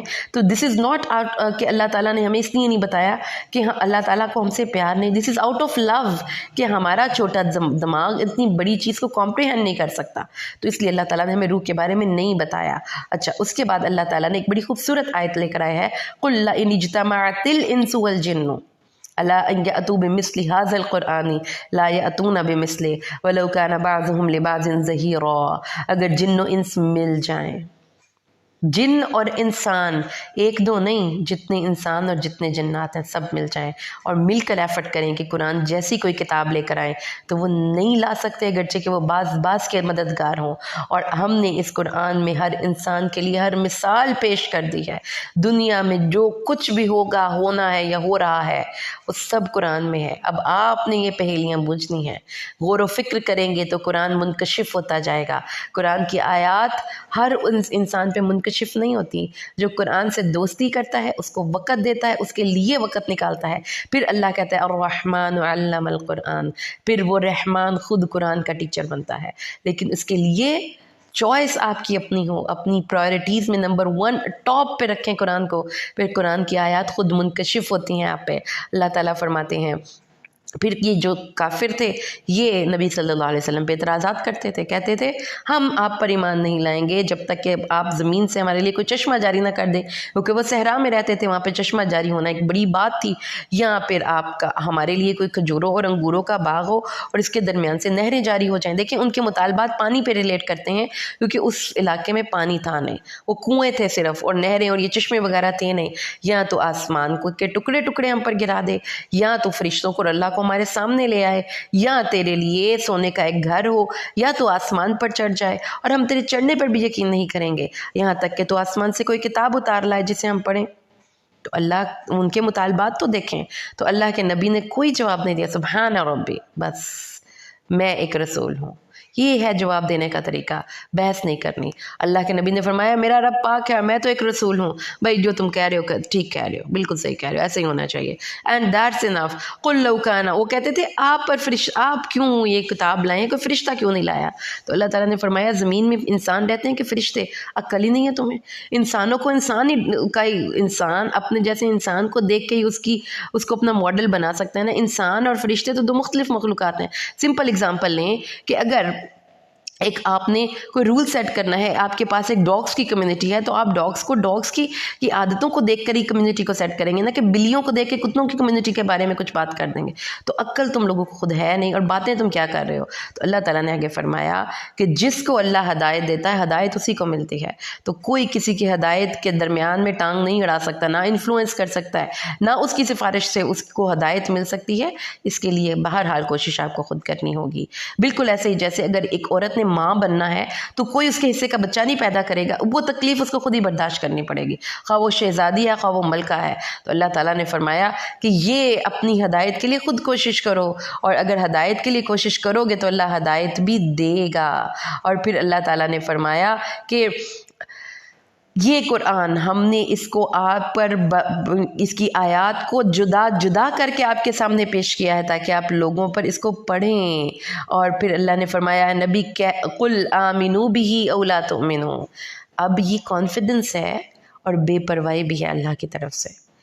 ہم میں سے کوئی بھی انسان اس دنیا میں رہ کر اس قدر بے پرواہ کبھی نہیں ہو سکتا کہ جس سے محبت ہو، یعنی یہ چیزیں ہماری مائنڈ میں نہیں بیٹھ سکتی کہ جس سے ہمیں محبت ہو ہم اس کی پرواہ کرتے ہیں، لیکن اللہ تعالیٰ کی پرواہ اتنی ہے کہ اگر آپ اس کی محبت کے بعد ذرا سا بھی اللہ تعالیٰ کی طرف قدم بڑھاتے ہیں تو وہ آگے بڑھ کر ویلکم کرتا ہے۔ لیکن اگر پرواہ نہیں کرتے نا، اللہ تعالیٰ نہیں پرواہ کرتا، اللہ تعالیٰ کو پھر بالکل کوئی پرواہ نہیں۔ اللہ تعالیٰ فرماتے ہیں قرآن تمہارے سامنے ہے، پڑھنا ہے پڑھو، نہیں پڑھنا نہ پڑھو۔ قل آمنوا بہ او لا تؤمنوا۔ اگر تمہیں جو ایمان لانے والے ہیں جب ان کے سامنے ہماری آیتیں پڑھی جاتی ہیں تو وہ ٹھوڑیوں کے بل سجدے میں گر پڑتے ہیں۔ اس میں ٹھوڑیوں کے بل تو کوئی بھی سجدہ نہیں کرتا، اس کا مطلب کیا ہے کہ بے ساختگی ہے، اس میں اسپونٹینیس ریئیکشن ہے کہ وہ ایک منٹ کا بھی وقف نہیں کرتے، ایک منٹ بھی نہیں سوچتے، ایسے دیوانہ وار اس آیتوں پر عمل کرنے کے لیے تیار ہو جاتے ہیں اور کہتے ہیں ہمارا رب پاک ہے، ہمارے رب کا وعدہ پورا ہونے والا ہے۔ یخرون للاذقان، وہ اپنی ٹھوڑیوں کے بل گر پڑتے ہیں اور وہ روتے ہوئے اپنے خشوع میں اضافہ کرتے جاتے ہیں۔ ایسے بھی لوگ دنیا میں ہوتے ہیں جن کو اللہ سے اتنی محبت ہوتی ہے، وہ دیوانہ وار اللہ کے ہر حکم کو ماننے کے لیے تیار ہو جاتے ہیں۔ یہ آیت سجدہ ہے۔ قل ادعوا اللہ او ادعوا الرحمن۔ اور وہ جو لوگ تھے نا مشرکین، وہ کہتے تھے کون اللہ کون رحمان؟ اللہ تعالیٰ کا تو ہمیں پتہ، یہ تم رحمان کیا کرتے ہو؟ تو اللہ تعالیٰ نے فرمایا کہ اللہ کو اللہ کہہ کر پکارو، اللہ کو رحمان کہہ کر پکارو، یا کسی بھی اور نام سے پکارو، بلانے والا تو اللہ ایک ہی ہے نا، وہ اللہ الاسماء الحسنى، اللہ کے بڑے اچھے اچھے نام ہیں۔ تو اپنی آواز کو نہ ہی بہت پست کرنا ہے نہ ہی بہت بلند کرنا ہے نماز میں، وہی جو ہمارے دین کی امتیازی شان ہے، بیلنس، دونوں کے درمیان میں بیلنس رکھنا ہے۔ اور پھر آخری آیت سورۃ بنی اسرائیل کی، قل ادعوا اللہ او ادعوا الرحمن ایما تدعوا، اس کے بعد اللہ فرماتا ہے وقل الحمد للہ۔ یہ دعا ہے، تمام تعریفیں اللہ کے لیے جس نے کوئی اولاد نہیں پکڑی، جس کا بادشاہی میں کوئی شریک نہیں ہے، اور وہ کمزوری کی وجہ سے کسی کو اپنا ساتھی نہیں بناتا، اور وَكَبِّرْهُ تَكْبِيرًا۔ اللہ کی حمد و ثنا کے لیے یہ بڑی جامع آیت ہے کہ جب آپ نے نماز سے پہلے دعا کرنی ہو، آپ نے دعا سے پہلے اللہ کے حمد و ثنا کرنی ہو تو کہا کیجئے الحمد للہ الذی لم يتخذ ولدا ولم یکن لہ شریک فی الملک ولم یکن لہ ولی من الذل وکبرہ تکبیرا۔ الحمد للہ۔ ہماری سورۃ الاسراء مکمل ہوئی۔ سورۃ الکہف، وہ سورہ مبارکہ جو ہم ہر جمعے کو پڑھا کرتے ہیں، اللہ کے حکم سے آج ہم اس کا اردو میں اپنی زبان میں اس کو سمجھنے کی کوشش کرتے ہیں۔ اللہ سے دعا کرتے ہیں کہ اللہ تعالیٰ اس کے معنی ہماری زندگیوں میں داخل کرے، اور اللہ سے دعا کرتی ہوں کہ اللہ میری زبان میں وہ بیان پیدا کرے کہ میں اس کی خوبصورت کتاب کے بیان کا حق ادا کر سکوں۔ بسم اللہ الرحمن الرحیم۔ الحمد للہ الذی انزل علی عبدہ الکتاب ولم یجعل لہ عوجا۔ تمام تعریفیں اس اللہ کے لیے ہیں جس نے اپنے بندے محمد پر یہ کتاب نازل کی، جس میں کوئی چیز انسان کی عقل اور اس کی شعور کے خلاف نہیں ہے، جس میں کوئی کجی نہیں رکھی۔ یہ کتاب بالکل سیدھی ہے۔ قیماً لینذر بأسا شدیدا، اپنی طرف سے اللہ تعالیٰ اس شدید عذاب سے ڈرائے، اور مومنوں کو جو نیک اعمال کرتے ہیں خوشخبری دے دے کہ ان کے لیے اللہ کے ہاں بہترین اجر ہے، اور اس جنت میں وہ ہمیشہ رہنے والے ہیں۔ تو سب کہیں اللہم اجعلنا منہم برحمتک، اللہم انا نسألک الجنۃ الفردوس۔ اللہ تعالیٰ ہمیں بھی ان لوگوں میں شامل فرما، اور ان لوگوں کو ڈرا جنہوں نے کہا کہ اللہ کی اولاد ہے۔ بار بار اللہ تعالیٰ منع کر رہے ہیں شرک نہیں کرنا۔ کسی بھی کیپیسٹی میں نہیں کرنا، کسی حوالے سے نہیں کرنا، اپنی سوچ تک کو پاک رکھنا ہے، اور ان کو اس چیز کا کوئی علم نہیں ہے، اور نہ ہی ان کے باپ دادا کو۔ یہ بات بولنے میں وہ بے توجہی سے بول جاتے ہیں، چھوٹا منہ اور بڑی بات، ایسی بات وہ کر بھی کیسے سکتے ہیں، اور انہوں نے جھوٹ کے سوا اور کچھ نہیں کہا۔ اور پھر پیارے نبی کی کریکٹرائزیشن، ہمارے نبی بڑے نرم دل تھے، ہر کسی کے لیے نرم دل تھے، سختی کر ہی نہیں سکتے تھے، نہ سخت لفظ ان کی زبان سے نکلتا تھا۔ نبی کریم صلی اللہ علیہ وآلہ وسلم کا دل اتنا اداس رہتا تھا ان لوگوں کی طرف سے جو کہ ان کے راستے پر عمل نہیں کرتے اور جو دوزخ کے راستے کو اپنی چوائس سے اختیار کیے ہوئے ہیں۔ تو اللہ تعالیٰ نے اپنے نبی کو پیار بھری سرزنش کی، بس شاید تو اپنی جان ان کے پیچھے غم سے ہلاک کر لینے والا ہے، اگر وہ اس بات پر ایمان نہیں لاتے۔ اے نبی چھوڑ دیجئے ان کو ان کے حال پر، وہ نئی راستے پر چلنا چاہتے نیکی کے تو ہم ان کو زبردستی نہیں چلائیں گے۔ اور اللہ نے فرمایا ہم نے اس زمین پر جو کچھ ہے زینت بنایا۔ آپ کے پاس مال و اولاد ہے، آپ کے پاس جاہ و جلال ہے، آپ کے پاس ڈگریز ہیں، آپ کے پاس گھر ہیں، آپ کے پاس نوکریاں ہیں، یہ سب کیوں ہے؟ لیبلوکم، تاکہ ہم آپ کو آزمائیں کہ آپ میں سے کس کا عمل حسین ہے۔ لیبلوکم ایکم احسن عملا، اللہ نے یہ نہیں کہا لیبلوکم جس کا زیادہ عمل ہے، اکثر عملہ نہیں کہا۔ تو یہ جو ہمارے ذہنوں میں ایک مسکنسیپشن ہے نا کہ ہم 100 نوافل پڑھیں، ہم 2000 دفعہ جو ہے کلمہ پڑھیں اور ہم 500 دفعہ یہ پڑھیں، یہ نہیں اللہ تعالیٰ کو چاہیے۔ اللہ کو ہمارے عمل میں حسن چاہیے کہ آپ کی نیت میں خلوص ہو، اور کوانٹٹی نہیں چاہیے، اللہ کو کوالٹی چاہیے۔ اللہ تعالیٰ ہر عمل میں کوالٹی دیکھتے ہیں، اور اس کوالٹی میں نمبر ٹاپ کی پرائورٹی کیا ہے؟ وہ عمل خالص اللہ کے لیے ہو اور آپ کے دل کی خوشی سے ہو۔ کبھی بھی دل کی ناخوشی سے اللہ کے لیے عمل اللہ کو پسند نہیں ہوتا۔ اللہ تعالیٰ نے فرمایا اور ہم جو کچھ اس زمین میں ہے اس کو چٹھیل میدان بنا دینے والے ہیں۔ تو اینڈ دیکھ لیا، ایک لمحہ لگے گا اور کائنات کا ایک سلسلہ ختم ہو جائے گا، اور اس زمین کو پھر اللہ تعالیٰ بالکل دوسری زمین میں تبدیل کر دیں گے۔ کیا تو نے خیال کیا کہ غار والے اور کتبے والے ہماری نشانیوں میں سے ایک عجیب چیز تھے؟ وہ کیا واقعہ ہوا تھا؟ یہ وہ 2 نوجوان تھے جو کہ توحید کے برملا اظہار کے بعد اپنے بادشاہ کو مطلوب تھے۔ انہوں نے کہا تھا اس کو چھاپا مارو، اس کو پکڑو۔ اب ان کو اپنی جان کا خوف ہے۔ دیکھیں ہر دور میں طاقت کا بے جا استعمال کیا جاتا ہے اپنی بات کو پروف کرنے کے لیے۔ انہوں نے کیا کیا؟ وہ نوجوان تھے، وہ بزرگ یا بوڑھے نہیں تھے، اس لیے اللہ تعالیٰ نے خاص طور پہ ان کی عمر کا ذکر کیا ہے کہ جوانی کی عبادت اللہ کو پسند ہے، اور جو جوانی میں اللہ کو پکارتا ہے پھر وہ اللہ کے عرش کا سایہ پاتا ہے۔ قیامت کے دن جب اس کے سائے کے سوا اور کہیں کوئی سایہ نہیں ہوگا، تو وہ 2 نوجوان انہوں نے کیا کیا؟ انہوں نے غار کی طرف پناہ لی، اور ان کو دعا بھی کرنی نہیں آتی تھی، نوجوان تھے۔ کوئی نہیں کہا کہ اللہ تعالیٰ ہمیں یہ دے وہ دے، انہوں نے کہا اللہ تعالیٰ اب سر دست اس قدر چیلنجز ہیں، بادشاہ کا بھی خوف ہے، گھر سے بھی بھاگ گئے ہیں، اب رہائش کا بھی مسئلہ ہے، اب غار میں جائیں گے تو پتہ نہیں وہ سیف ہو گیا نہ ہو، وہاں پر اگر بادشاہ سے بچائیں تو وہاں پہ کوئی جنگلی جانور یا درندہ نہ آ جائے۔ تو یو کین امیجن کہ ان کی سچویشن میں کس قدر چیلنجز تھے، لیکن انہوں نے ایک توحید کو لیا، بیگ میں ڈالا، باقی ہر چیز کو نیچے کر کے نکل گئے وہاں سے، اور انہوں نے جا کر غار کے کھلے دہانے میں پناہ لی، اور انہوں نے پھر اللہ تعالیٰ نے ان کو 309 سال سلا دیا، اور پھر اس کے بعد اللہ تعالیٰ نے ان کو اٹھایا، اور تاکہ وہ معلوم کریں کہ ان گروہوں میں کون زیادہ مدت کو یاد رکھنے والا ہے، ہم آپ کے ساتھ یہ قصہ حق کے ساتھ بیان کرتے ہیں۔ اللہ تعالیٰ نے فرمایا وہ کچھ نوجوان تھے جو اپنے رب پر ایمان لائے، اور ہم نے ان کو ہدایت میں زیادہ کر دیا، اور ہم نے ان کے دلوں کو مضبوط کر دیا۔ جب وہ بادشاہ کے دربار میں کھڑے ہوئے تو انہوں نے کہا ہمارا رب آسمانوں اور زمینوں کا رب ہے، ہم اس کے سوا کسی کو معبود ہرگز نہ پکاریں گے۔ اس وقت ہم نے حد سے گزری ہوئی بات کی، تو کسی نے آج تک اپنی زندگی میں ان کو بھی رول ماڈل بنایا ہے نوجوانوں کے لیے؟ کیا اپنے بچوں کو بھی بتایا ہے کہ ایسے رول ماڈلز ہوتے ہیں جو کہ اللہ کی توحید پر ہر تکلیف برداشت کرنے کے لیے تیار ہو جائیں، جو اپنے گھروں کو، کیونکہ وہ ایلیٹ کلاس کے نوجوان تھے، ان کے پاس پیسہ بھی تھا، اور اسی لیے پھر ان کو فوراً بادشاہ نے نہیں پکڑا، وہ ان کی دربار میں بات کر کے آ گئے، لیکن بادشاہ نے ان کو پکڑ لینا تھا۔ وجہ کیا تھی؟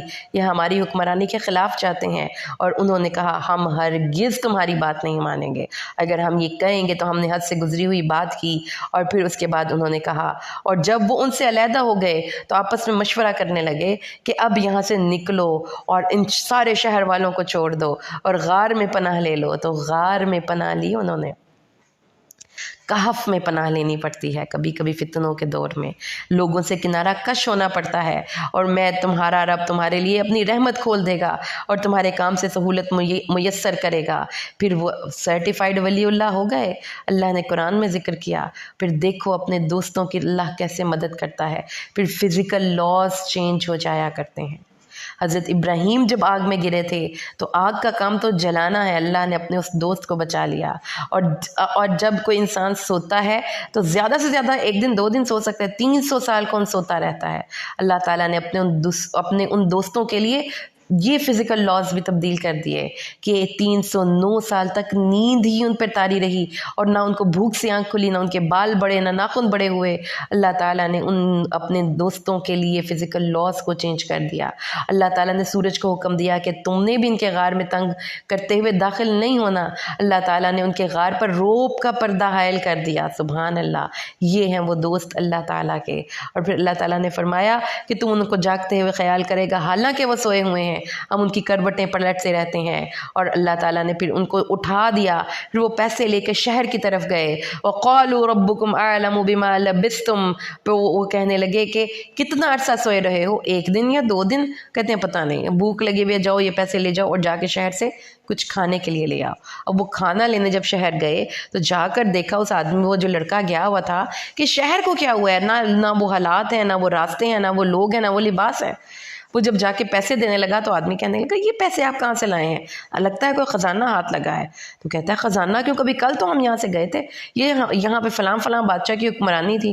وہ آدمی حیران ہو کر اس کو بادشاہ کے پاس لے گیا کہ دیکھیں جی دیکھیں یہ کیا کہہ رہے ہیں۔ وہ پھر جب سب نے سنا، انویسٹیگیٹ کیا، تو پتہ چلا اوئے ہوئے یہ تو وہ لوگ تھے جو گم ہو گئے تھے۔ پھر وہ سب اس کے ساتھ آئے۔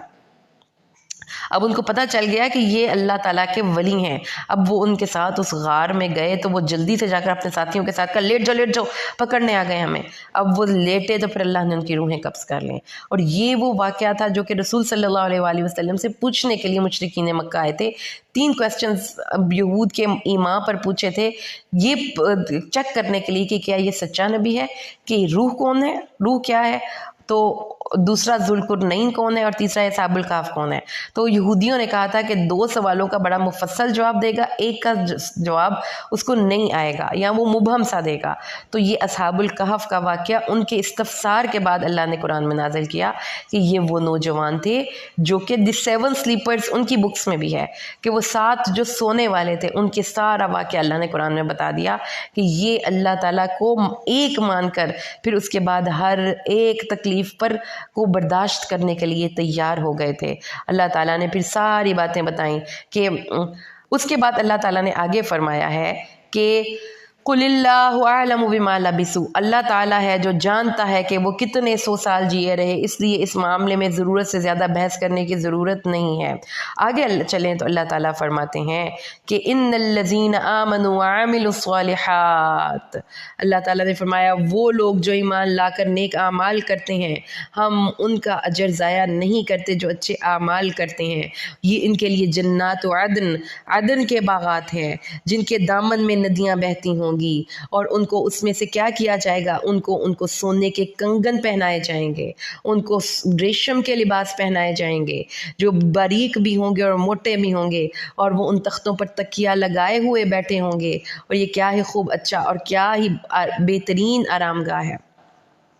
اب دوسرا واقعہ، اب ذرا اس بات کو سمجھیے کہ ہماری زندگی میں بہت سے فتنے ہوتے ہیں، ان فتنوں کا ذکر بھی سورۃ الکہف میں آپ کو ملے گا، اور ساتھ ہی ساتھ آپ کو ان فتنوں سے نجات کا ذریعہ بھی ملے گا۔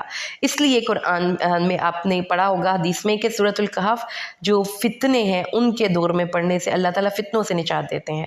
تو 4 ویری ویری امپورٹنٹ بڑے فتنے جو انسان کی زندگی میں آ سکتے ہیں، ان میں پہلا فتنہ تو اس کے ایمان پہ ہوتا ہے۔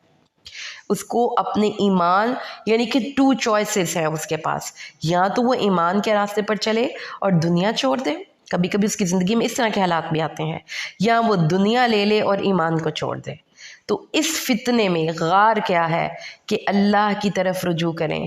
حتیٰ کہ اس سے یہ پتہ چلتا ہے کہ اگر آپ کے ایمان کو فتنہ ہو، حدیث بھی اس چیز کی کے اوپر یس کہتی ہے، تو ایون کہ وہ دور کے جس میں ایمان کو خطرہ ہو، آپ عام لوگوں سے کٹ آف ہو کر ایک علیحدہ جگہ پر جا کر بھی رہ سکتے ہیں کہ آپ کا ایمان بچ جائے، جیسا کہ آج کا دور ہے دجالی فتنوں کا. تو اللہ تعالیٰ نے فرمایا کہ اگر ان کیس آپ کی زندگی میں دو راستے ہیں، ایک راستہ اللہ کے حکم کا ہے، ایک راستہ دنیا کی ترقی کا ہے، تو اللہ کے حکم کو اوپر رکھنا ہے، ترقی کو نیچے کرنا ہے. اور اگر کسی ظالم بادشاہ کے سامنے کھڑا ہو جانا پڑے اور آپ کو اپنی جان کا خطرہ ہو، تو بھی یہ کر گزریے، یہ گھاٹے کا سودا نہیں ہے، کیونکہ الٹیمیٹلی تو اللہ کے پاس جانا ہے. اب دوسرا فتنہ کیا ہے؟ مال کا فتنہ، کہ جس کو مال مل جاتا ہے پھر وہ اطراحٹ میں آ کر دوسروں کو اپنے سے نیچا بھی جانتا ہے، اس مال و اولاد کو اپنی محنت کا نتیجہ بھی سمجھتا ہے، اور پھر وہ اس ذوم باطل میں بھی چلا جاتا ہے کہ میں تو چونکہ بہت پیسے والا ہوں تو میں تو جنت بھی خرید سکتا ہوں. اب وہ دوسرا واقعہ ہم پڑھنے لگے ہیں. ان کے لیے مثال بیان کریں دو آدمیوں کی.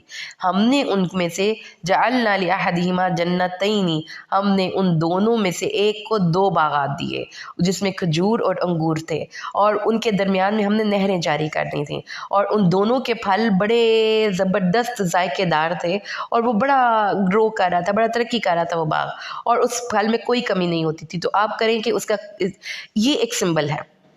باغ جو ہے یہ کوئی ترقی ہو سکتی ہے، کوئی اچھی جاب ہو سکتی ہے، کوئی آپ کا اچھا کاروبار ہو سکتا ہے. بہرحال ہر وہ بندہ جو اپنی جاب میں ایکسل کر رہا ہے، اس کا کاروبار اسٹیبلش ہو گیا ہے، خوب پیسہ آ رہا ہے، فراوانی ہے ہر طرف سے رزق کی، تو اب اس میں پھل بھی ہوتے ہیں.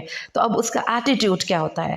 اس نے اپنے ساتھی سے کہا، اور اسے سوال جواب کر رہا تھا کہ میں تم سے مال میں بھی زیادہ ہوں، نفری میں بھی زیادہ ہوں، اولاد میں بھی زیادہ ہوں. تو یہاں پہ آ گئی اس کی بیجا اطراحٹ. ٹھیک ہے، پہلی چیز اترانے لگ جاتے ہیں لوگ. پیسہ مل گیا، کہیں پہ کوئی مقام مل گیا، کوئی اپرچونٹی مل گئی، تو وہ کہتے ہیں میں تو میری عزت دیکھو، میرا مال دیکھو، یہ ساری ہماری حکومت دیکھو. اور وہ اپنے باغ میں داخل ہوا، اور اس وقت وہ اپنی زبان سے جو باتیں ادا کر رہا تھا وہ در حقیقت اپنے پر ظلم کر رہا تھا. اس نے کہا میں نہیں سمجھتا کہ یہ باغ کبھی تباہ بھی ہوگا. یہ آ جاتی ہے انسان کے اندر. پتہ ہے اس میں کیا چیز آتی ہے؟ اس میں آتی ہے کہ I can control all the circumstances. میرے حالات قابو میں ہیں، کچھ بھی کر سکتا ہوں، اور اور یہ جو پیسہ وغیرہ ہے یہ تو ہمیشہ میرے پاس رہے گا. کیوں؟ کیونکہ کاروبار ٹھیک ہے، میری پلاننگز بڑی زبردست ہیں، اور ہر چیز میرے قابو میں ہے. تو اس نے بھی یہی کہا کہ یہ کیوں ختم ہوگا؟ میرا کام تو بالکل ٹھیک چل رہا ہے، اور میں نہیں سمجھتا کہ کبھی یہ ختم ہو. اور نہ ہی اب اس سے ایک درجہ آگے جا کر تکبر آ گیا. پہلے تو یہ نا حالات میرے کنٹرول میں ہیں، اب کہنے لگا کہ قیامت یہ کیا چیز ہوتی ہے؟ قیامت کی امت کیا ہوتی ہے؟ میں نہیں مانتا کوئی قیامت کو. اچھا اگر قیامت بالفرض آ بھی گئی تو وہاں پہ بھی جنت خرید لیں گے بھائی، بڑا پیسے آپ کے بھائی کے پاس. یہ اس مقام پر تکبر چلا گیا اس کا. تو اللہ تعالیٰ نے کہا کہ اس کے ساتھی نے اس کو نواز کرنا چاہا، نصیحت کرنا چاہیے کہ ایک غلط سوچ رہے ہو تم. یہ سب جو تمہیں ملا ہے یہ اللہ کی عطا ہے، اور اللہ چاہے تو چھین بھی سکتا ہے. اور تمہارے باغ میں مٹی اگر اتنی زرخیز ہے تو اللہ نے دی نا، اور یہ جو تمہیں یہاں پہ نہریں جاری ہو رہی ہیں اللہ نے دی نا. یہ اپرچونٹیز ہمیں اللہ دیتا ہے. کوئی بھی انسان عقل مند بن کے نہیں کوئی چیز جو ہے کماتا، اور کوئی بیوقوف بن کے نہیں لٹاتا. کبھی آپ دیکھیں نا، ذرا یہی چیز نوٹ کریں تو بڑے بڑے بیوقوف لوگ بڑے بڑے امیر ہوتے ہیں، جن کو نہ گفتگو کا سلیقہ، نہ جن کو اٹھنے بیٹھنے کی تمیز، لیکن ان کے پاس پیسہ ہے. اور بہت سے لوگ ایسے ہیں جو بہت ہنرمند ہیں اور وہ بے روزگار ہیں. تو یہ اللہ کی تقسیم ہے. اور اس نے بھی اس کو یہی سمجھانا چاہا کہ یہ جو تمہارا باغ ہے یہ تمہاری ذاتی اکتساب نہیں ہے، یہ اللہ کی عطا ہے، اس کو سمجھو. اور جب تم اپنے باغ میں داخل ہوئے تو تمہیں ماشاءاللہ کہنا چاہیے تھا، لا قوت الا باللہ کہنا چاہیے تھا. تو جب جو نعمت آپ کو ملی ہو اس پر آپ نے بھی، جب بھی آپ کی اولاد آپ دیکھیں نا، آپ کا بیٹا، آپ کی بیٹی کوئی آپ کو بڑی پیاری لگ رہے ہیں، ان کی کوئی اچیومنٹس آپ دیکھیں، تو اس وقت آپ نے فوراً یہ لفظ اپنی زبان سے نکالنے ہیں. یہ نظر بد سے بچانے کے لیے الفاظ ہیں، ماشاءاللہ لا قوت الا باللہ، کہ جو اللہ نے چاہا اور اللہ ہی دیتا ہے. یہ عاجزی یہاں پہ آتی ہے، اور اس میں تکبر تھا. اور اس نے کہا کہ اگر میرے مال اور اولاد تم سے کم ہے تو کیا غم ہے، تمہارے مال اور اولاد مجھ سے زیادہ ہیں تو تمہارا اس میں کیا کمال ہے؟ اللہ اس کو تم سے چھیننے پر قادر ہے، مجھے دینے پر قادر ہے. تو یہ تمہارا اس میں تو کوئی اپنا کنٹریبیوشن نہیں ہے جو تم سمجھ رہے ہو. اور پھر ایسا ہی ہوا. اللہ تعالیٰ نے فرمایا اگلے دن اس کے باغ پہ یوں آفت پھری کہ اس کی جتنی مال و دولت لگا ہوا تھا اور جو اس پہ بڑے بڑے سے پھل تھے وہ راکھ کا ڈھیر بن گئے، وہ باغ اپنی چھتوں پہ گرا پڑا تھا۔ تو آپ نے اکثر دیکھا ہوگا نا کہ کھڑے پلازوں کو آگ لگ جاتی ہے، کبھی کوئی شارٹ سرکٹ سے آگ لگ گئی، 6 منزلہ عمارت گر گئی، یہ ہو گیا وہ ہو گیا۔ اس کے پیچھے ریزن شاید وہ یہی تکبر ہو جو وہ بندے کرنے لگ جاتے ہیں اپنے مال پر اور اپنے پھیلے ہوئے کاروبار پر۔ تو دوسرا فتنہ سب سے بڑا کیا آیا ہماری زندگی میں کہ ہمیں جب پیسہ مل جاتا ہے تو پھر ہم بندے کو بندہ نہیں سمجھتے۔ تو اس فتنے سے نجات کا ذریعہ بھی اللہ نے ساتھ ہی بتا دیا کہ ماشاء اللہ لا قوت الا باللہ کہنا ہے، اس کو اپنی اکتساب نہیں سمجھنا۔ جب آپ یہ سوچ لیں گے کہ جو بیٹے، جو کاروبار، جو یہ جاب، جو یہ بڑا مقام، یہ بڑی کوٹھی، یہ گھر، یہ کار، یہ سب اللہ نے دیا ہے اور اللہ کا شکر ہی ادا کروں گا، ماشاء اللہ ہی کہوں گا، تو اللہ تعالیٰ آپ کی اس نعمت کو بھی سنبھال کے آپ کو دیتے ہیں۔ یوز کرو اللہ کو، کیا اس اللہ تعالیٰ کو تو اتنی بڑی جنت ہے اس کے پاس۔ تو اس لیے یہ دوسرا فتنہ ہے آپ کی دولت کا فتنہ۔ اس کے پیچھے بھی بہت سے لوگ اپنے ایمان کا سودا کرتے ہیں اور آخرت کا سودا کرتے ہیں۔ اس کے بعد اللہ تعالیٰ نے فرمایا کہ یہاں پر اللہ تعالیٰ نے بتایا ہے کہ ان کے لیے دنیا کی زندگی کی مثال پیش کیجیے۔ ہم نے اس کو آسمان سے اتارا ایک پانی کی طرح، پھر اس کے ساتھ زمین کی نباتات رل مل گئیں۔ اب جب آسمان سے پانی اترتا ہے تو زمین سے ہر طرح کی نباتات اگتی ہے۔ اب میری زندگی سمجھ لیجئے آپ کی زندگی ایک زمین ہے، ہمیں اللہ تعالیٰ نے زمین سمجھا ہے۔ جب ہم پر اللہ کی رحمت کی بارش آتی ہے تو اللہ تعالیٰ کی جب عطائیں آتی ہیں تو کبھی ہمارے اندر کھیتی پروان چڑھتی ہیں، ہمارے اندر جوانی آ گئی، ہمیں پیسہ مل گیا، ہمیں اولاد مل گئی، ہمیں اچھی بیوی مل گئی، اور آخر کار اللہ تعالیٰ نے فرمایا فَأَصْبَحَ حَشِيمًا تَذْرُوهُ الرِّيَاحُ، پھر اس کو ہوائیں، پھر وہ زرد ہو کر چورا چورا ہو جاتی ہے اور ہوائیں اس کو اٹھائے پھرتی ہیں۔ سبحان اللہ! ایک چھوٹی سی آیت میں اللہ نے پوری زندگی کی فلسفی ہمارے سامنے پیش کر دی کہ وہ جو بڑی بڑی دعوتیں ہوتی ہیں، اینڈ اس کا کیا ہے؟ وہ ہڈیاں جس کو آپ اٹھا کر پھینک کے آتے ہیں۔ اینڈ کیا ہے ہر چیز کا؟ یہ جو آپ کھانے کھاتے ہیں جا کر ہوٹلوں میں پیسے دے کے، اینڈ کیا ہے؟ وہ بدبو کہ جس کو آپ یو کین ناٹ اسٹینڈ، آپ اس کو اسٹینڈ نہیں کر سکتے۔ اپنی خوراک پہ غور و فکر کر لیجئے، جو روزانہ کی بیس پر آپ کھاتے ہیں اور نکالتے ہیں، اس کا اختتام کیا ہے؟ وہ بدبو، اور وہ جس کو آپ نے خود پیسہ دے کر اور اس کو استعمال کیا، اور پھر انسانوں کا اختتام کیا ہے؟ وہ ہڈیاں۔ تو اللہ فرماتا ہے دنیا پہ آپ اتراتے ہیں، اس دنیا پہ جی لگاتے ہیں، اس دنیا کی اچیومنٹس پہ فخر کرتے ہیں۔ وہ جو پیچھے آپ نے بھی ابھی پڑھا ہے، یہ باغ والے کا واقعہ تھا، اصحاب، یہ جو 2 جنتین، 2 باغوں والوں کا واقعہ تھا۔ وَقَانَ اللَّهُ عَلَىٰ كُلِّ شَيْءٍ مُقْتَدِرًا، اللہ ہر چیز پر اقتدار رکھتا ہے، جب چاہے دے دے، جب چاہے لے لے۔ کون ہے جو اللہ کو روک سکتا ہے؟ پھر اللہ نے فرمایا مال اور بیٹے اس پر اتراتے ہو، سمجھ لو کہ یہ صرف تھوڑی دیر کے لیے زینت ہے۔ باقیات الصالحات، اس بات کو یاد رکھیں کہ جو آگے بھیج دیا اللہ کے نبی نے فرمایا ہے 3 انسان، بنی آدم کہتا ہے میرا مال میرا مال میرا مال۔ کیا اس کا مال؟ اس کا مال وہ جو اس نے کھا لیا یا پہن کر پرانا کر لیا یا آگے صدقہ دے کر بھیج دیا، باقی تو لوگوں کا مال ہے جس کی حفاظت کر رہا ہے وہ۔ اور پھر جو باقیات الصالحات، یہ وہ اس میں وہ تمام نیک اعمال آ جاتے ہیں جو اللہ کو راضی کرنے والے ہیں اور جن کا اجر قیامت کے دن کے لیے باقی ہے۔ عثمان سے پوچھا گیا الباقیات الصالحات کیا ہیں؟ انہوں نے کہا لا الہ الا اللہ، سبحان اللہ، الحمد للہ، اللہ اکبر، ولا حول ولا قوت الا باللہ۔ اور ابو ہریرہ سے روایت ہے، رسول صلی اللہ علیہ وسلم نے فرمایا جب انسان فوت ہو جاتا ہے تو اس کے تمام اعمال اس سے منقطع ہو جاتے ہیں سوائے 3 چیزوں کے۔ ایک صدقہ جو جاری رہنے والا ہو، ایک وہ علم جو جس سے اس نے کسی کو دے دیا اور وہ اس کو نفع بخش ہو، یعنی یہ قرآن کا علم جو آپ کسی کو پڑھاتے ہیں نا، یہ صدقہ جاریہ ہے۔ یہ جو آپ کسی کو آپ کو کوئی ہنر آتا ہے نا، مطلب آپ کو کوئی کسی کو سلائی آتی ہے، کسی کو کوئی کھانا پکانا آتا ہے، وہ کسی کو سکھا دے، یہ بھی صدقہ جاریہ ہے، جو دوسروں کو فائدہ علم نافع سکھا کر جانا۔ اور پھر نیک نیک اولاد جو اس کے مرنے کے بعد اپنے والدین کے لیے دعائے رحمت کرتی ہے اور باقی رہ جانے والی نیکیاں ہیں. خیر عند ربک ثوابا، تیرے رب کے پاس ثواب کے اعتبار سے بھی اور آرزو میں بھی. تو ہماری آرزویں کس چیز کے ساتھ ہوتی ہیں؟ یہ بیٹا یہ میرے بڑھاپے کا سہارا ہوگا. اور باقیات الصالحات کی ایک تفسیر علماء نے بیٹیاں بھی کی ہے کہ بیٹی جہنم سے ہماری ڈھال بنے گی. تو یہ ہماری سوچنے کے انداز کی اصلاح ہے. جس دن ہم پہاڑوں کو چلائیں گے اور تو دیکھے گا کہ زمین بالکل چٹیل میدان ہے اور ہم انہیں جمع کریں گے اور ہم کسی کو نہیں چھوڑیں گے اور وہ اپنے رب کے سامنے صف در صف پیش کیے جائیں گے اور اللہ تعالیٰ فرمائیں گے جئتمونا کما خلقناکم اول مرہ. اوہ ہوئے کیا بادشاہ تھے تم جب پیدا ہوئے تھے بادشاہ تھے، CEO تھے، کسی جگہ کے بریگیڈیئر تھے، کرنل تھے، جنرل تھے، جن پر تم عہدوں پر اتراتے ہو. تھے کیا؟ جیسے تم ماں کے پیٹ سے پیدا ہوئے تھے نا، بغیر ریلیشنز کے، بغیر کسی سفارش کے، بغیر کسی عہدے کے، بغیر کسی مال و دولت کے، اس طرح اللہ کے سامنے کھڑے ہوگے تم.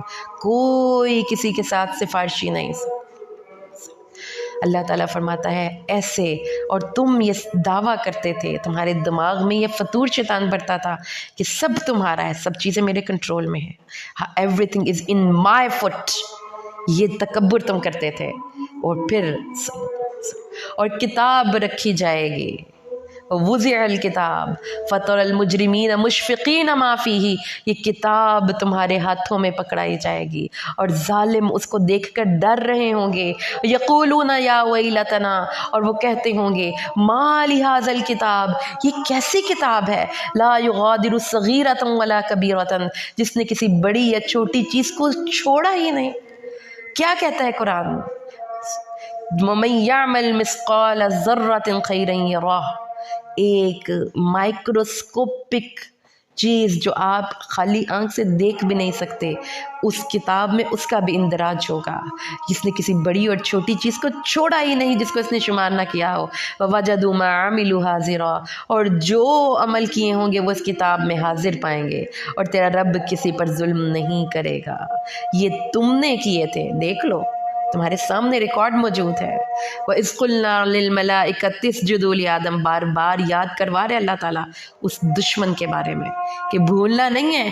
آپ کے خلاف وہ پورا اعلان جنگ کر کے آیا ہے اللہ تعالیٰ سے کہ میں گھوڑوں کے ذریعے، اور یہ پوری جنگ چل رہی ہے، غفلت نہیں کرنی، پوری جنگ میں اس کو پوری طرح ڈیفیٹ کرنا ہے. کیونکہ اللہ نے ہم پر مان کر کے کہا تھا شیطان سے کہ شیطان میرے بندے تجھے ضرور شکست دیں گے. تو پھر بات سن لیجئے، جب ہم نے کہا فرشتوں کے لیے آدم کو سجدہ کرو، سب نے سجدہ کیا سوائے ابلیس کے، وہ جنوں میں سے تھا. اب یہاں سے پتہ چل گیا کہ ابلیس اصلاً جنوں میں سے تھا. اس نے اب اپنے رب کے حکم کی نافرمانی کی. تو کیا تم اس کو اور اس کی اولاد کو مجھے چھوڑ کر دوست بناتے ہو؟ تم سے وہ دشمنی کر رہا ہے، تم اس سے دوستی کر رہے ہو. یہ نہ کرو، وہ تمہارا برا دشمن ہے. اس کو اپنا دشمن سمجھو. اور جس دن اللہ فرمائے گا نادوا شرکائی الذین زعمتم، بلاؤ ان کو جن کو تم کہتے تھے کہ یہ اللہ کے ساتھ یہ بھی کوئی دعائیں قبول کر سکتے ہیں، یہ بھی کوئی کسی کو دے سکتے ہیں، لنگر بانٹ سکتے ہیں، ان کے دربار میں بھی جا کر کوئی چڑھاوے چڑھانے سے کوئی بات بن سکتی ہے، وہ بلاؤ ان کو، وہ تمہاری دعا قبول نہیں کریں گے، وہ نہیں سنیں گے. یہ سینسٹیو ایشو ہے. تقویٰ کر جائیے. ہر اس کام سے اپنے آپ کو محتاط کر لیجئے جو شرک کے قریب بھی لے کر جانے والا ہو، اور ہم ان کی ہلاکت کی جگہ بنا دیں گے. اور مجرم آگ کو دیکھ لیں گے تو وہ سمجھ جائیں گے کہ وہ اس میں گرنے والے ہیں. اب ان کو یقین ہو جائے گا اور اسے پھرنے کی کوئی جگہ نہ پائیں گے. اللہ اکبر. ان کو پتہ چل جائے گا. ان کی حسرت کا عالم دیکھیے.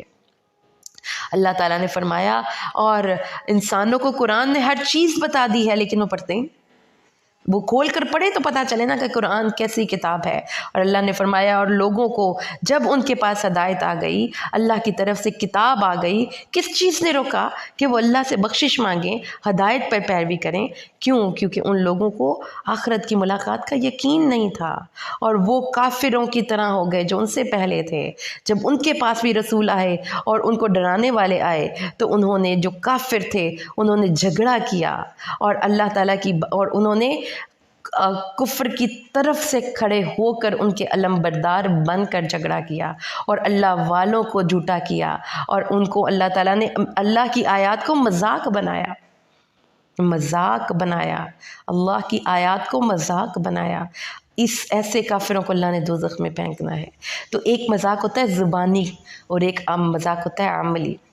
ہم عملی مذاق اڑاتے ہیں، اپنی زبان سے تو ہم لبیک یا رسول اللہ کے نعرے لگاتے ہیں، اور عمل سے رسول صلی اللہ علیہ وسلم کے احکامات کی دھجیاں اڑاتے ہیں۔ یہ بدترین قسم ہے مذاق کی، اللہ کی آیات کا مذاق اڑاتے ہیں۔ اور اللہ نے فرمایا اس شخص سے بڑھ کر ظالم اور کون ہے، سنیے دھیان سے ذرا، اس شخص سے بڑھ کر ظالم اور کون ہے جسے اس کے رب کی آیات سے نصیحت کی گئی ہو پھر وہ منہ پھیر لے۔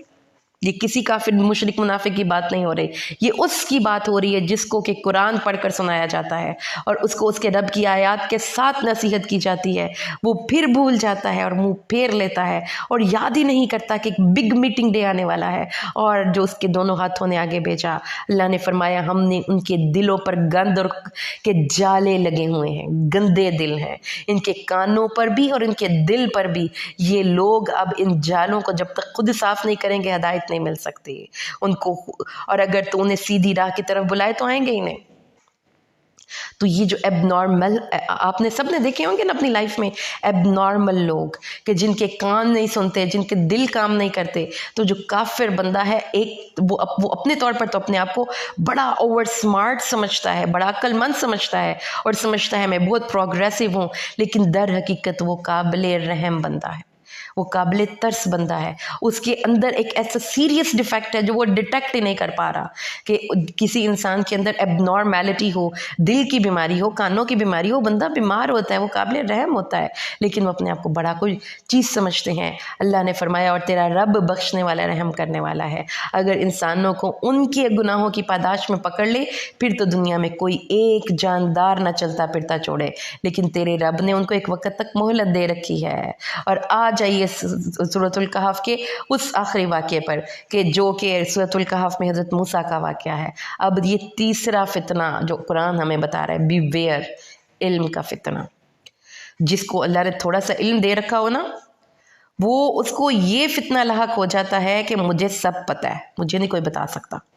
اور یہ چیز، یہ آپ یونیورسٹیز میں جو بڑے بڑے پی ایچ ڈی اسکالرز ہیں، یہ فتنہ برے طریقے سے ان لوگوں کی زندگیوں میں ہے، یا وہ بڑے بڑے علماء دین ان کو ان کے علم کا تکبر لے ڈوبتا ہے۔ حضرت موسیٰ اور یہ جو خضر کا واقعہ ہے، یہ ہمیں تیسرے بڑے فتنے سے بھی ویئر کرتا ہے۔ پہلا فتنہ، ایمان پہ حملے آور کرنے والے جتنے بھی اجزاء ہیں ہماری سوسائٹی میں، ان کو اسٹرکٹلی نو کہنا ہے، اگرچہ کہ اس کے مقابلے میں آپ کو بڑی سے بڑی دنیاوی آفر کو ٹکرانا پڑے۔ دوسرا فتنہ، کسی کو جب دولت مل جاتی ہے تو وہ سمجھتا ہے حالات میرے کنٹرول میں ہیں، اللہ اس فتنے سے بچانا ہے۔ اب تیسرا فتنہ علم کا فتنہ ہے، انسان کے اندر یہ زوم پیدا ہو جاتا ہے مجھے کوئی کیا بتا سکتا ہے، تو اس لیے پھر وہ اللہ تعالیٰ کی کتاب کو بھی جھٹلا دیتے ہیں کہ یہ تو ہے ہی غلط، اس کی تو سمجھ ہی نہیں آتی۔